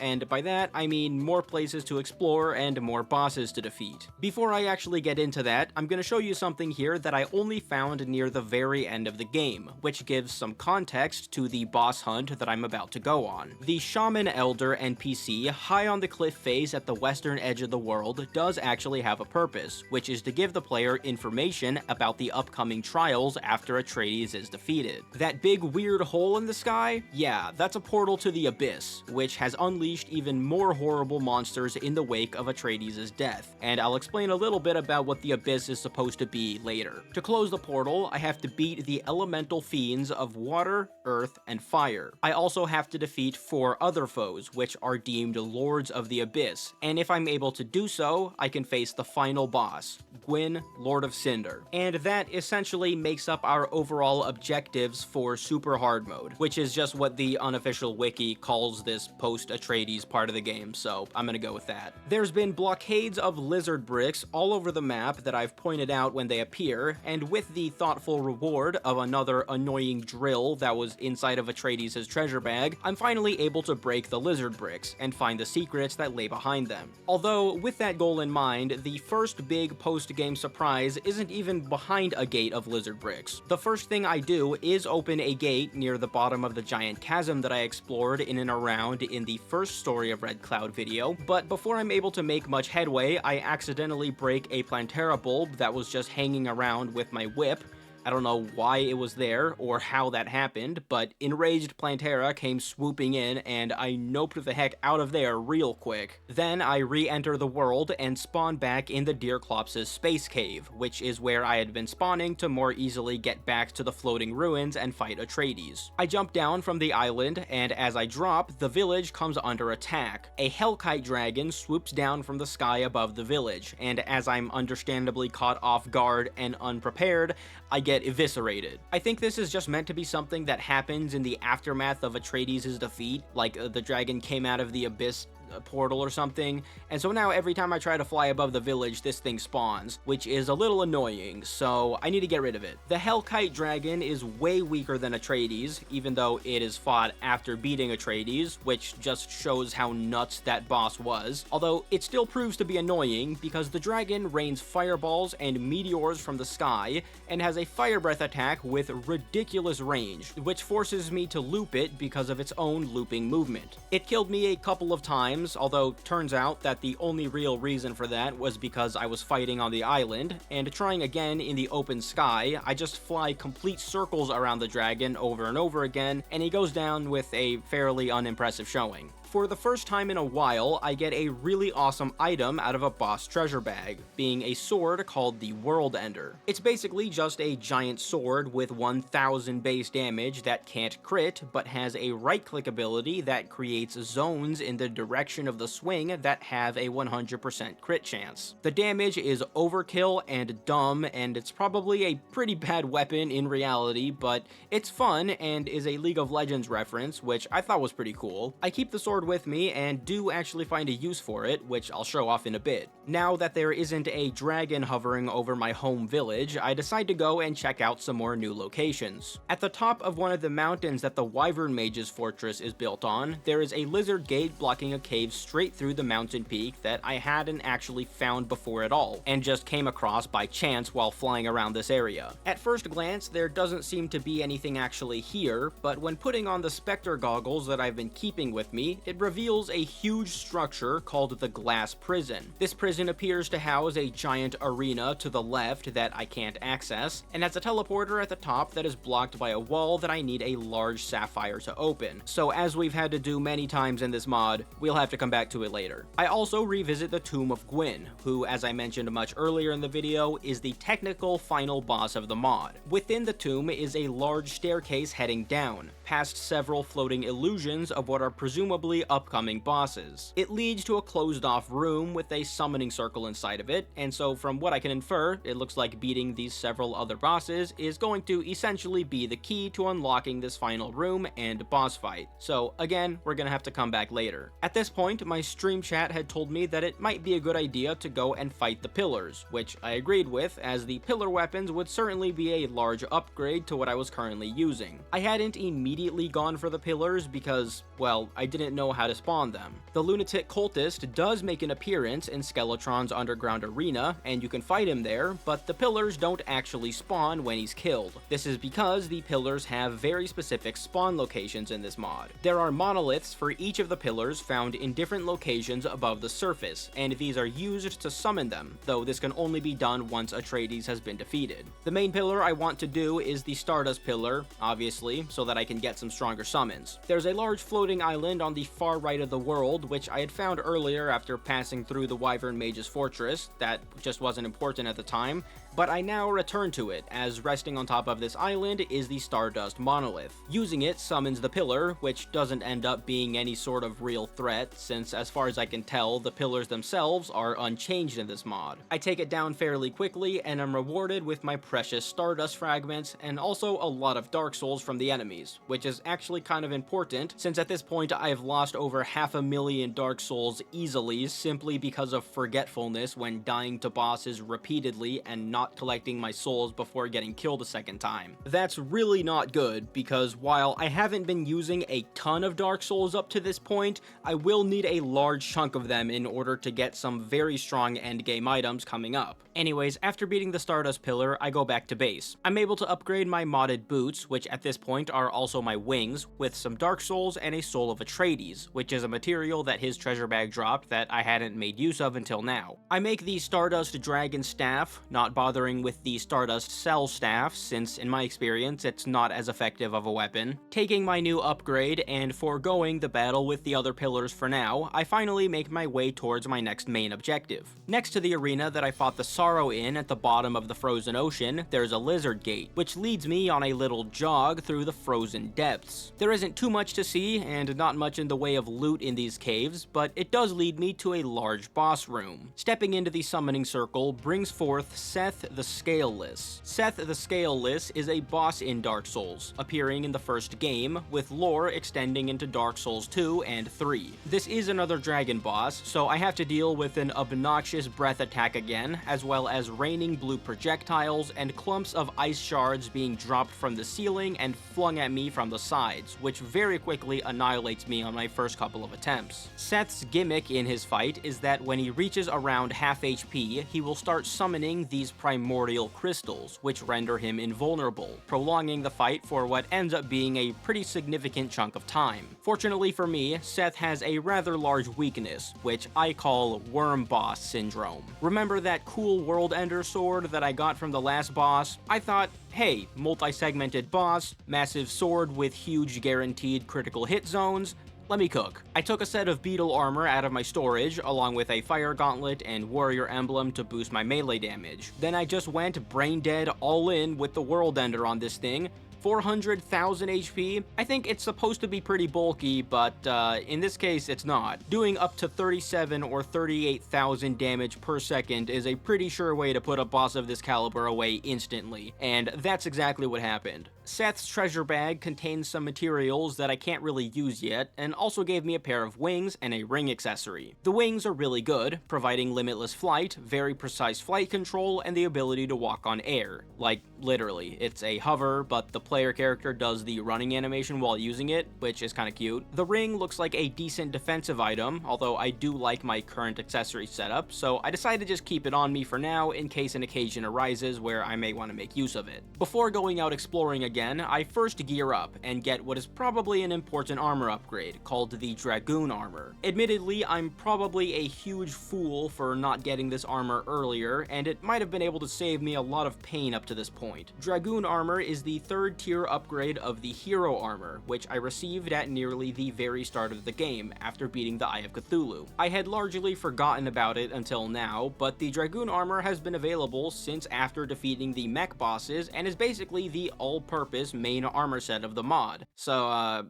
not making it a priority to get might have been a mistake, but I guess we'll never know. There's even another upgrade to the Dragoon armor called the Supreme Dragoon armor, which is basically the final and strongest armor set in the game, at least the strongest one that I found during the playthrough. Obviously, I want to max out as much as I can right now before really committing to fighting all the upcoming bosses, so I go and grind out a ton of souls, taking the time to fight and destroy the rest of the pillars that are located on various islands on the map, and then farming monsters in the Destroyer's Temple for a little while until I've gathered enough souls to upgrade all 3 armor pieces. This means that I'm now allowed much more freedom with the kinds of weapons I choose to use, and that now it's time to rock and roll. During my soul grinding quest, I had taken a little detour into this hole outside of the Golem Arena that had been blocked by lizard bricks. The tunnel drops into a huge fleshy crimson room, with a summoning circle in the middle. Stepping into it spawns the abysmal Ulasile Sorcerer, which is one of the weaker super hard mode bosses like the Hellkite Dragon. It has a relatively small health pool and also has very basic attacks compared to some of the more powerful bosses. This thing is still an annoying little shit though, because the entire fight is basically one giant bullet hell, with small projectiles bouncing all over the screen the entire time, which was enough to overwhelm me with the sheer number and take me out right at the end of the fight multiple times. After giving up and completing my objective of obtaining the Supreme Dragoon armor, I returned to this fight again and ended up beating the sorcerer without too much trouble, the extra survivability of the upgraded armor being just enough to let me stick it out long enough to defeat him. The Ulasile sorcerer's bag isn't anything too noteworthy, although it does drop a magic ring accessory that looks potentially very broken, but also very risky, and I don't really feel like experimenting that much right now, so I kinda just put that to the side. Taking a moment to consider my setup though, I figure that the Nebula Pillar weapons might be worth giving a shot, since there isn't actually a way for me to get chlorophyte bullets in this mod for the guns.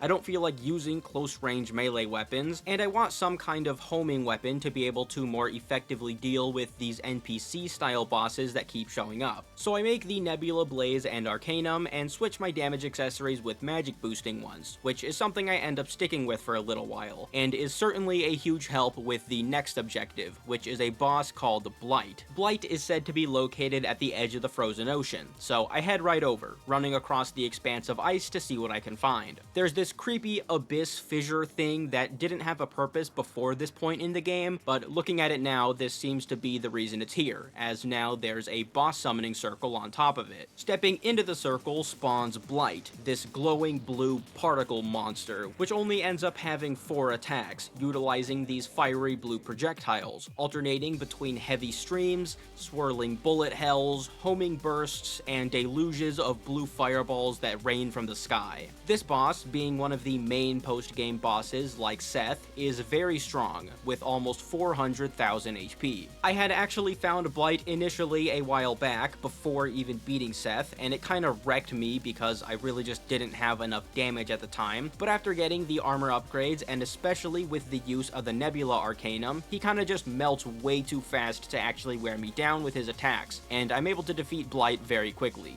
His bag drops some soul materials, and also, conveniently, another magic weapon to add to my array, called the Divine Spark. It fires a huge beam that gives me extreme I'm a fire in my laser vibes. I'm a fire in my laser! It also shoves the player back really forcefully, which might make it awkward to use, but we'll see. Now, the next thing I tried to do was take this new weapon with me down to the bottom of the Western Ocean, breaking through the lizard gate within the huge volcanic mass at the bottom. Down below, at the very bottom of the underworld, I located and attempted to fight a boss called King Lich, the Earth Fiend Spirit. and long story short, it completely slaughtered me, and I saw basically no way that I was going to be able to kill this thing with the power that I had. I'll get back to this dude in a little bit. My boss hunt continues. Only a few unexplored areas remain in this world, and in my search for another boss to defeat, I return to the bottom of the chasm, making my way into the weird underground forest area where I had accidentally summoned the enraged plant at the beginning of Super Hard Mode. This dark, forested path leads into a room with a gigantic tree, like living tree on super steroids kind of tree. There's a little abode built into the trunk, near which I learned that this is the way to the Water Fiend spirit, which is now going to be our next boss. There's pools of shimmer within the trunk of the tree, which look really cool, and are also used in a nifty way in order to let the player sink through blocks and into the base of the tree. There's a little enclosure located between the hollow roots of the tree, in which I find pressure plates that allow me to get further down and make use of a teleporter at the bottom of the hollow area. This teleports me to the Mushroom Caverns, which with some further exploration turns into this strange mushroom dungeon hybrid biome, which I think actually has a pretty cool aesthetic. Another teleporter sends me to an actual winding dungeon that brings me to another teleporter that brings me to another even deeper underground mushroom biome. This mushroom cave stretches for entirely too long, with a weird alien structure at the end, but it finally ends, and I reach the arena of the Water Fiend Kraken. 530,000 HP is what this foul thing comes roaring out with, as well as one hell of a creepy sprite. At the beginning of the battle, the projectiles it fires are fairly basic and aren't too difficult to dodge around, but then the Water Fiend does this really cool move that completely submerges the arena in an instant, and this water that sweeps over the entire battleground is removed and then replaced at repeated intervals during the fight. There isn't much to this mechanic, it's just water, but it isn't really something I've ever actually seen before in Terraria, and I think it's a really creative and unique gimmick for this boss. Later in the fight, the Water Fiend begins releasing these new waves of projectiles and causes these glowing circles to appear that release bursts of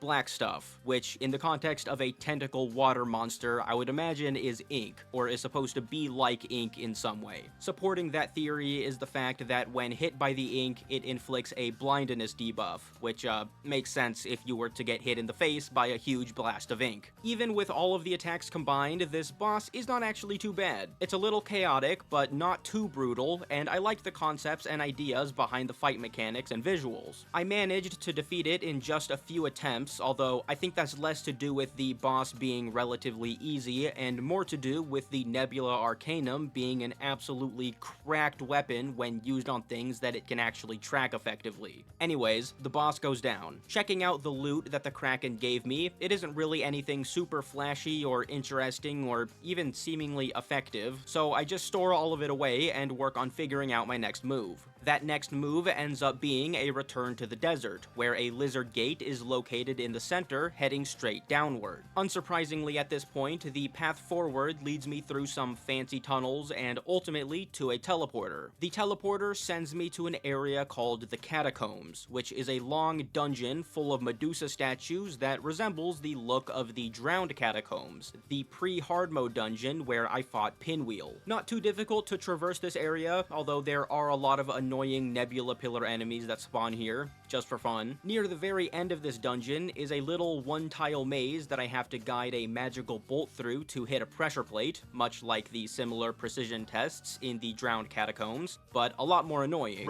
The reward is an influx waiver and a Nebula armor set, which is rather unimpressive at this point, but I also get a large amethyst in the chest, which I do need in order to access another area on the map, which I'll be checking out next. The last thing at the end of this Catacombs dungeon is a dark, creepy teleporter. Something very scary is on the other side of it, which I'm not going to deal with right now, and instead I'm going to go back to base and then head back underground to find the amethyst lock, where I can use this large amethyst gem. The location of the amethyst lock is at the entrance to the moon temple that I originally found in the jungle cavern with the huge pyramid, and using the large amethyst here allows me access to a teleporter. This sends me to a winding cave covered with glowing moss. Aside from the pretty moss, there isn't much to see in the cave, except this giant, rather alien-looking room inserted right in the middle of it. Of course, this is an arena, and with nothing else to do, I step right into the summoning circle to see what spawns, because surely nothing could go wrong.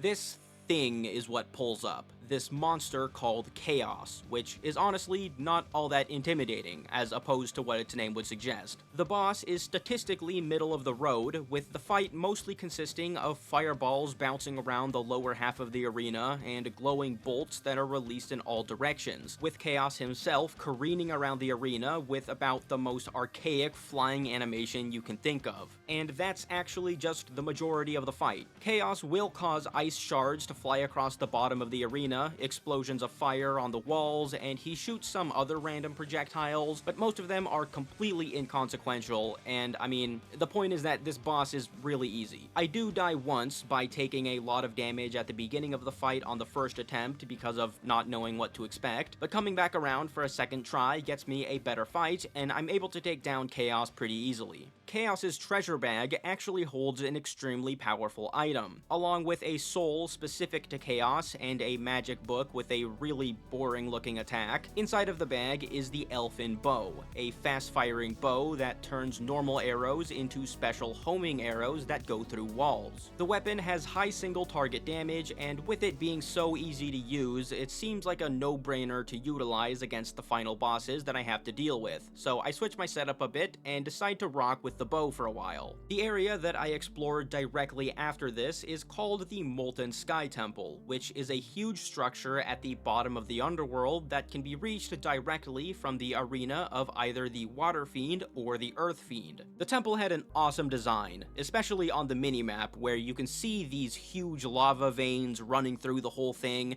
You can just feel the incredible effort that was put into crafting the environments of this map. It's so cool. Within the structure lies some small puzzles and hidden areas and a ton of loot, although since it didn't lead to any more bosses and because most of the items that I found were obsolete, I'm going to gloss over the exploration. The only significant thing that did come out of it was acquiring the Ankh Shield, which can be made into a really strong defensive item called the Mithril Aegis, which I create as soon as I get back to base and add to my collection of accessories as a new option in battle. Before taking my little chaos boss fighting, dungeon crawling detour, I had, of course, actually taken a look at what was on the other end of that shadowy, spooky teleporter. It sent me to an even darker and spookier area of the map. This is the origin of the Abyss, and lore-wise is the root cause of the dark, shadowy splotches that we've seen littering the map, spreading through the world like an infection. You've probably noticed mentions of the Abyss thus far in the gameplay, especially since defeating Atreides, and it actually is a significant part of this super hard mode adventure, because the Abyss is an actual thing in Dark Souls 1, and is an explorable area of pure darkness in that game, just like this is supposed to be, although without as explosive of an encounter to go along with it. When stepping into the center of this colossal dark enclosure, there's a glowing point floating in the air. When I get close to it, nothing happens for a moment, and then the glowing orb expands into a blazing ring, and the edges of what is now clearly an arena alight in tandem. The boss, Fire Fiend Merilith, rises from the explosion.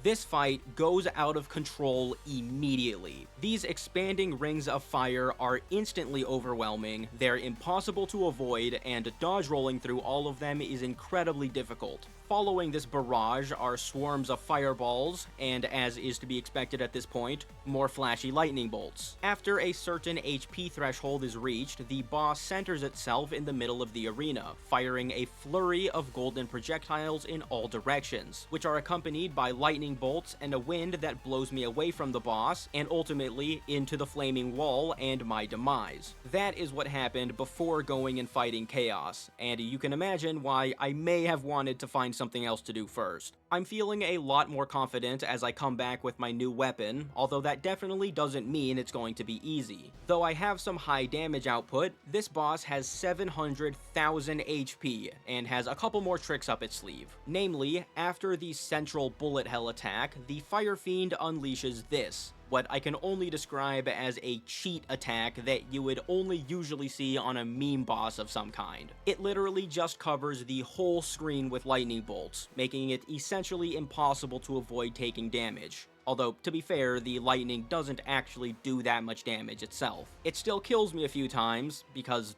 duh. I do have a little strategy that will help me out here though. There's this potion called the Holy War Elixir that I had found a small number of somewhere, which gives me invincibility for a short time and is able to get me through most of the lightning spam attack without taking any hits. Using this trick, it only takes me a couple more attempts before I'm able to take the boss down, since the other attacks it has aren't too bad once you know what's coming. At least that's the case in expert mode. A lot of these super hard mode bosses are on the fringe of being grueling, and I think that with the Master Mode stat buffs, some of them could absolutely be major roadblocks. Who knows, maybe I'll come back to this mod someday and do it in Master Mode with the Dark Sign the whole way and actually see how difficult it can get. Although realistically, I don't think I'd do that unless someone paid me a lot of money. I don't want to put myself through that pain. Anyways, the Fire Fiend was honestly pretty awesome, very flashy with cool special effects, and even though the lightning attack was goofy, the fight didn't get too out of hand, just that perfect midpoint where it was a good experience with a little bit of challenge that didn't drag on long enough to get really frustrating. Although one of my viewers told me that it took him way longer to beat on his first time through the mod, so I may have just gotten a little lucky. Regardless, I go back to base to take a look at my treasure. The Fire Fiend's bag drops some soul materials, like most of the other bosses at this point, as well as a weird boomerang weapon that uses mana for some reason. It also dropped a large sapphire on defeat, which is my key into the glass prison up above the Wyvern Mage's fortress, which is now my next destination. Upon getting there and reaching the room that I got stuck at last time, the gem opens a wall directly ahead that lets me access a teleporter to the glass prison, which doesn't really need any further description. It's just a big glass box. The boss inside of the glass prison is the Wyvern Mage's shadow, and is kinda just a repeat of the Wyvern Mage fight. The ghostly Wyvern with 650,000 HP is cool, but there isn't really much for me to talk about with this one, and it ended up being one of the easiest bosses in the mod. The Mage's shadow fires really basic and mostly innocuous projectiles around the arena, and because he only has 180,000 health, it was very easy to just quickly focus him down, after which he just dies and leaves you to fight the big Sneck. And the Wyvern itself basically did nothing. It just flew around the arena and periodically shot out a lightning ball, and that's literally it. The fight still took 2.5 minutes, but it was 2.5 minutes of not much. Not much is also what I got out of the Ghost Wyvern's treasure bag. I got some bits of its soul and a ring that provides extra crit chance, which doesn't really do anything because the bow I'm using says that it has a 77% crit chance right here, but in practice it crits 100% of the time, so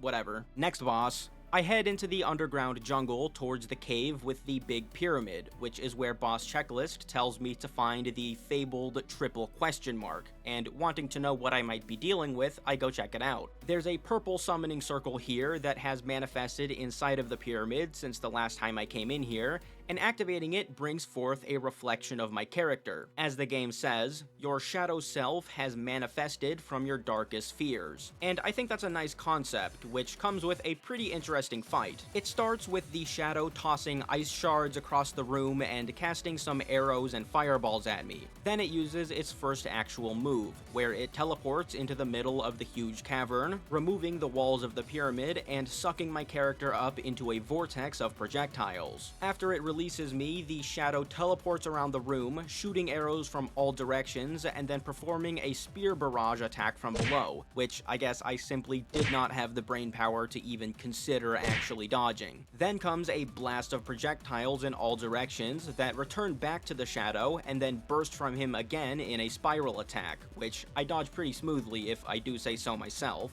That is then followed by a, okay, never mind, I guess I just killed it. Splendid. I'm not gonna lie, the elfin bow is maybe a little too strong, which is funny since it dropped from such a bozo of a boss. It's a bit of a shame that I didn't get to see more of the fight here, and I really didn't linger on it long enough at the time because there are multiple more formidable attacks that this boss can bring out, which I'm going to try and get a clip of to show you here. With the weapon I was using, I was just able to burst it down way too fast, which is mostly due to its relatively small health pool, at just 300,000, which was a little confusing to me since most of the other bosses at this juncture have way more than that. The Shadow even begins with a health pool that is a little more up to par, but when it jumps into the air and starts doing all of the big attacks, its HP goes down to 300k. So I'm not sure what's going on with that, but there's another boss checked off. Unlike most of the bosses that I've fought in super hard mode up to this point, the Shadow gives me some actually impressive loot in its treasure bag. The best item here, and maybe one of the best items in the whole game, is the Reflection Shift, which lets me dodge roll without having to stop firing my weapons, and grants the ability to shift, which is basically a teleport dash. The treasure bag also gives me a sword with really high damage that honestly looks pretty bad, and a summon called the Null Sprite Staff, which summons sprites to fight for me, which apply a permanent stacking debuff on enemies that increases damage taken from all sources. And that sounds pretty good, so I'm at least going to give it a shot. The next boss to go after is Artorias, whose boss room I find at the end of this darkness-infested path in the jungle. This is another directly referential boss. His Dark Souls counterpart, Knight Artorias, otherwise known as Artorias the Abyss Walker, having a full DLC dedicated to him in Dark Souls 1. Artorias is a character heavily correlated with the Abyss, and his ultimate fate in Dark Souls is being corrupted by the power of the Abyss, which is represented here by him being in this room corrupted by shadows. Now, as a boss in Terraria, Artorias isn't anything flashy, but he is dangerous. I'm technically ahead of the point in the game that I'm supposed to fight him, according to boss checklist anyways, and that's because Artorias has a mechanic that makes him invulnerable unless hit with this very specific weapon called the Barrow Blade. I had found this part of the map earlier on and didn't know this at the time, and upon seeing that I couldn't hurt Artorias, I just left him alone and didn't look further into it until this point after defeating the Shadow Clone boss. Now, all that being the case, like I said, he is dangerous. Artorias only has 142,000 HP, but as soon as the fight begins, I'm almost dead. And 16 seconds after the fight begins, I'm completely dead.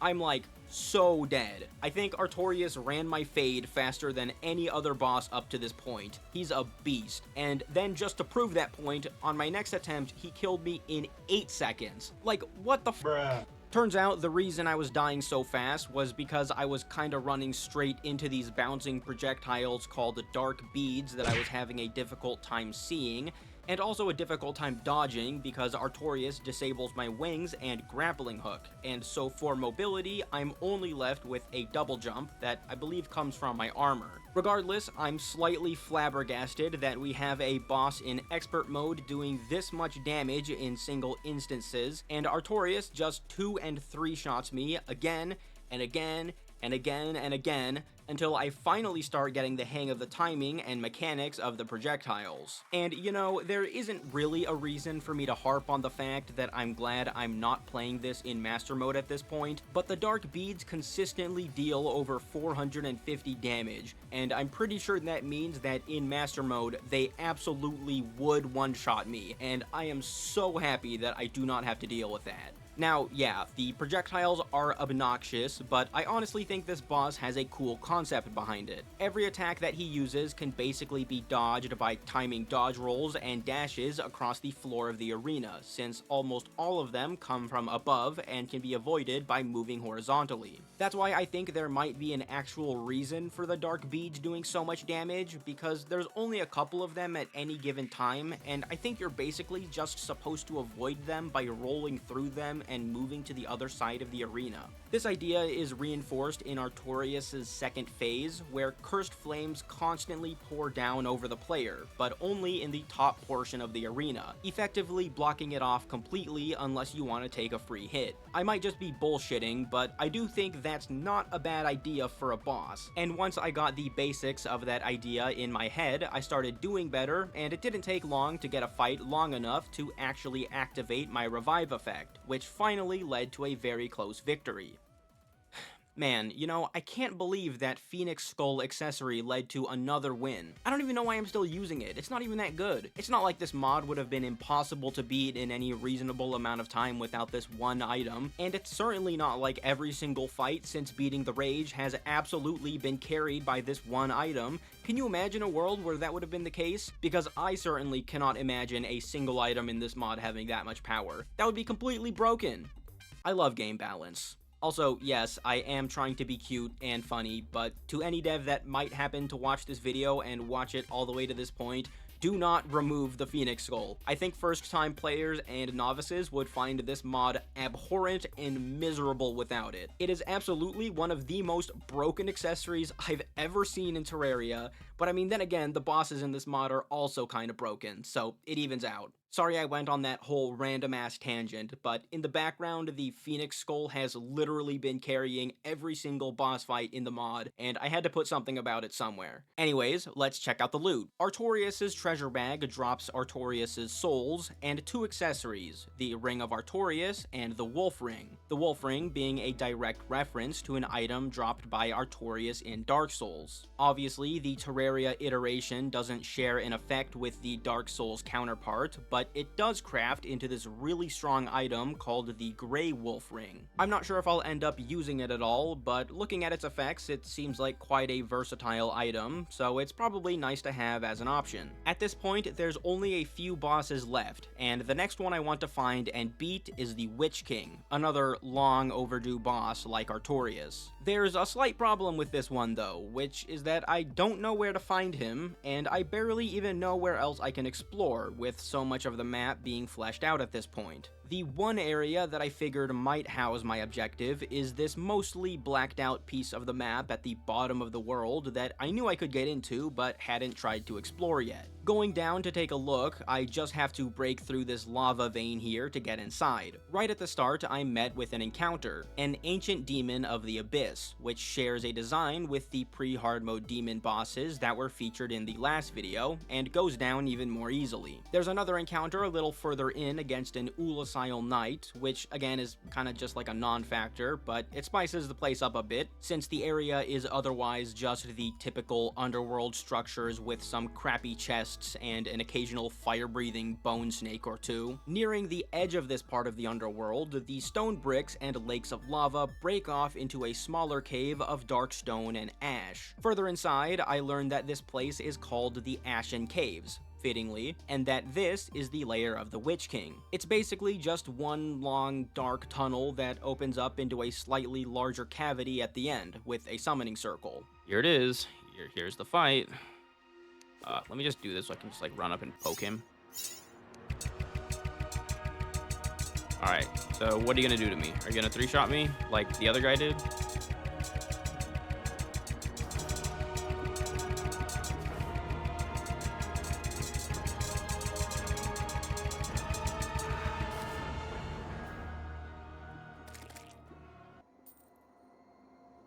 Huh? 18 seconds, and it's over. I don't know, dude. I got nothing. I expected the Witch King to be a similar difficulty to Artorias, since he has the same invulnerability effect and presumably is meant to be fought around the same time, but well, nowhere close. I just said something about that non-factor of an encounter a minute ago. Well, the Witch King was a non-factor of a boss, and that's kinda just it.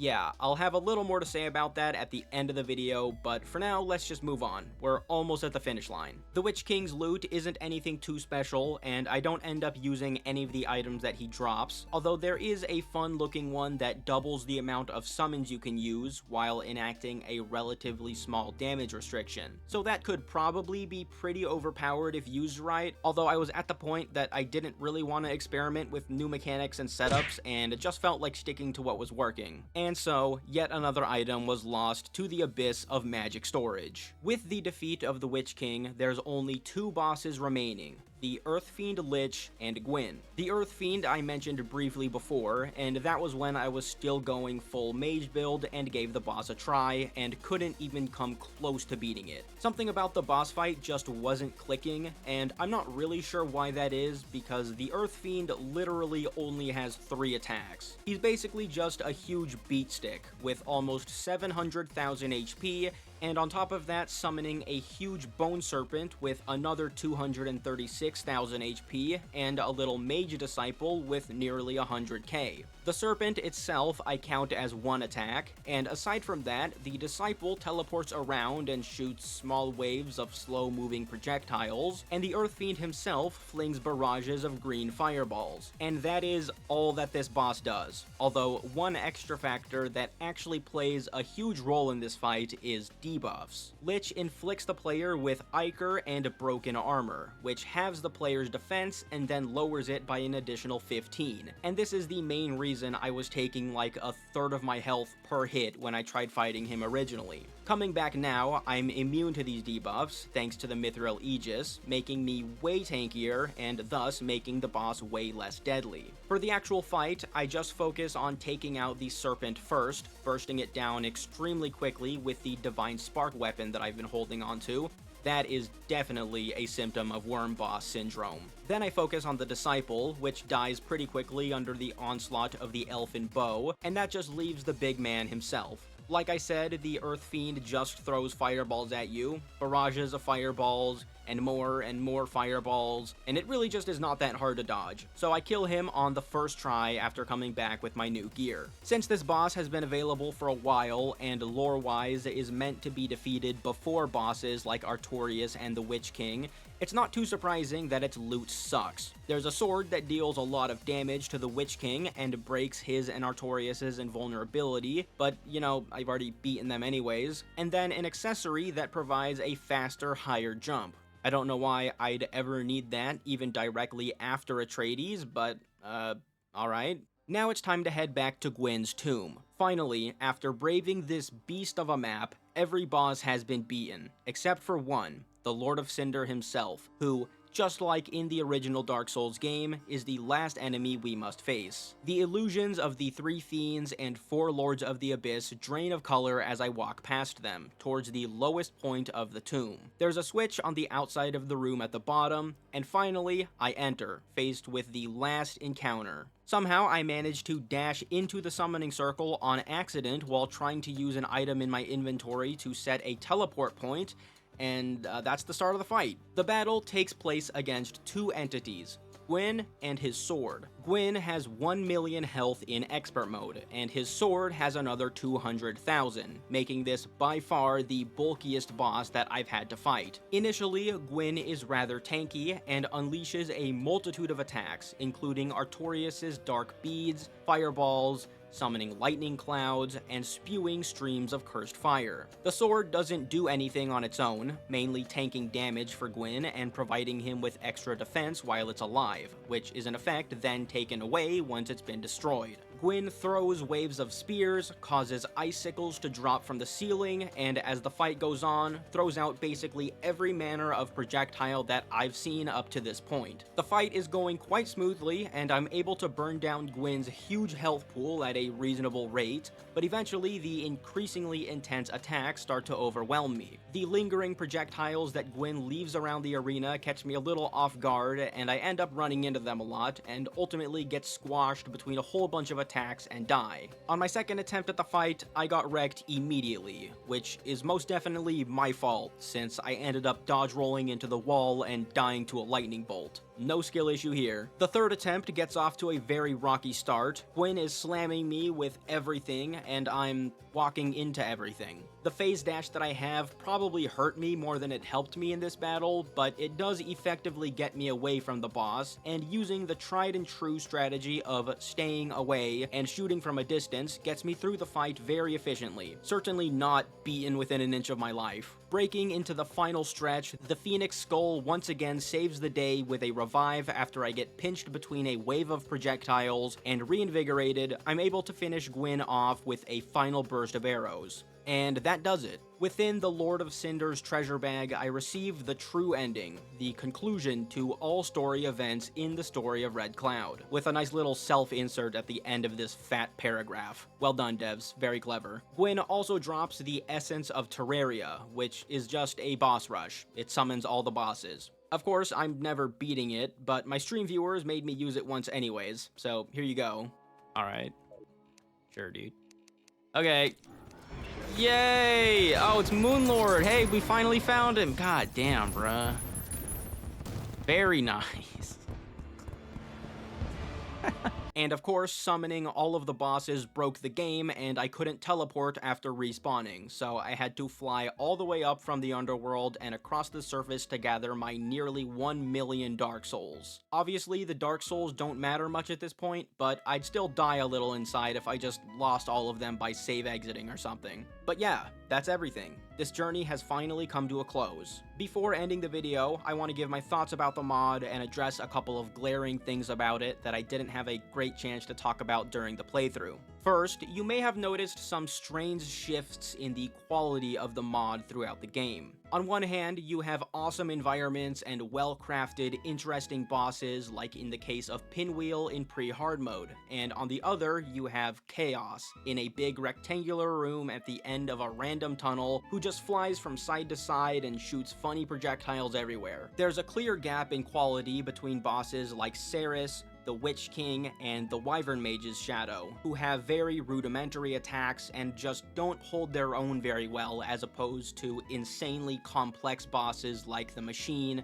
the Triad, and Atreides himself. Even the final boss, Gwyn, ended up feeling rather basic and lackluster, especially compared to some of the monsters earlier in the game. I don't blame the mod developers for this weird disconnect in the mod's difficulty, because something you have to consider when trying out this mod is that it's been around a long time. It's been in development for over 7 years, maybe even more than that, as I had a couple of comments on my first video saying that it's been around for 10 years, although seemingly in a bit of a different form. The modern story of Red Cloud presumably being a remaster of an old mod or something of the like. So in that context, some of the boss and item designs being very out of date makes a lot of sense, and you can clearly see in examples like the mech bosses, the Fire Fiend, and Pinwheel, where bosses have been newly added or greatly improved in their quality and intricacy. And seeing that, I think that the story of Red Cloud has certainly not reached its final form. Anyways, that's what I wanted to say about the gameplay, but there's also a couple of story elements and references that I wanted to mention, for anyone who felt like the mod may not have been Dark Souls-y enough.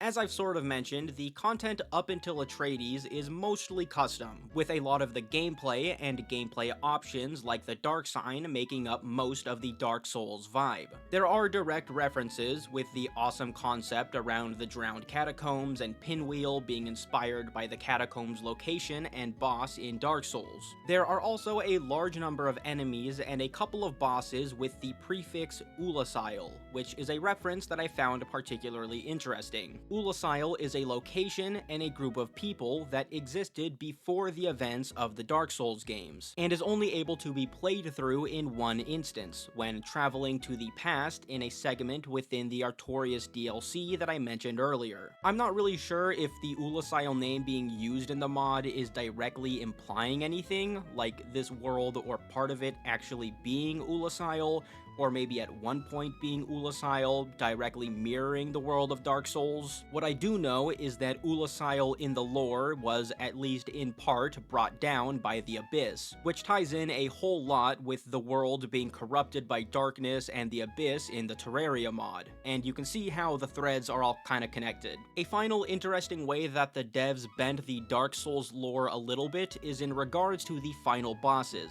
specifically the ones needed to unlock Gwyn. The Fiends, Blight, and the Wyvern Mage Shadow, I believe, are completely custom bosses. Like I've mentioned, Artorias and Seth are bosses in Dark Souls, both fittingly included here, since Artorias is heavily correlated with the Abyss, which is one of the big themes applied to the mod, and Seth is one of the 4 bosses that you actually have to defeat in Dark Souls to get access to the location of the final boss. There are also 4 bosses listed here as the 4 Lords of the Abyss, so that's a nice reference to it there, and that itself may be a reference to a boss in Dark Souls called 4 Kings, which is only another one of the 4 bosses needed to reach Gwyn, but 4 Kings is also the boss of the Abyss in that game. Like, the purpose of traveling to the Abyss in Dark Souls is to fight 4 Kings. And again, the Abyss becomes the centerpiece of the whole story after beating Atreides. Abyss, 4 Kings, 4 Lords. See how it all ties together?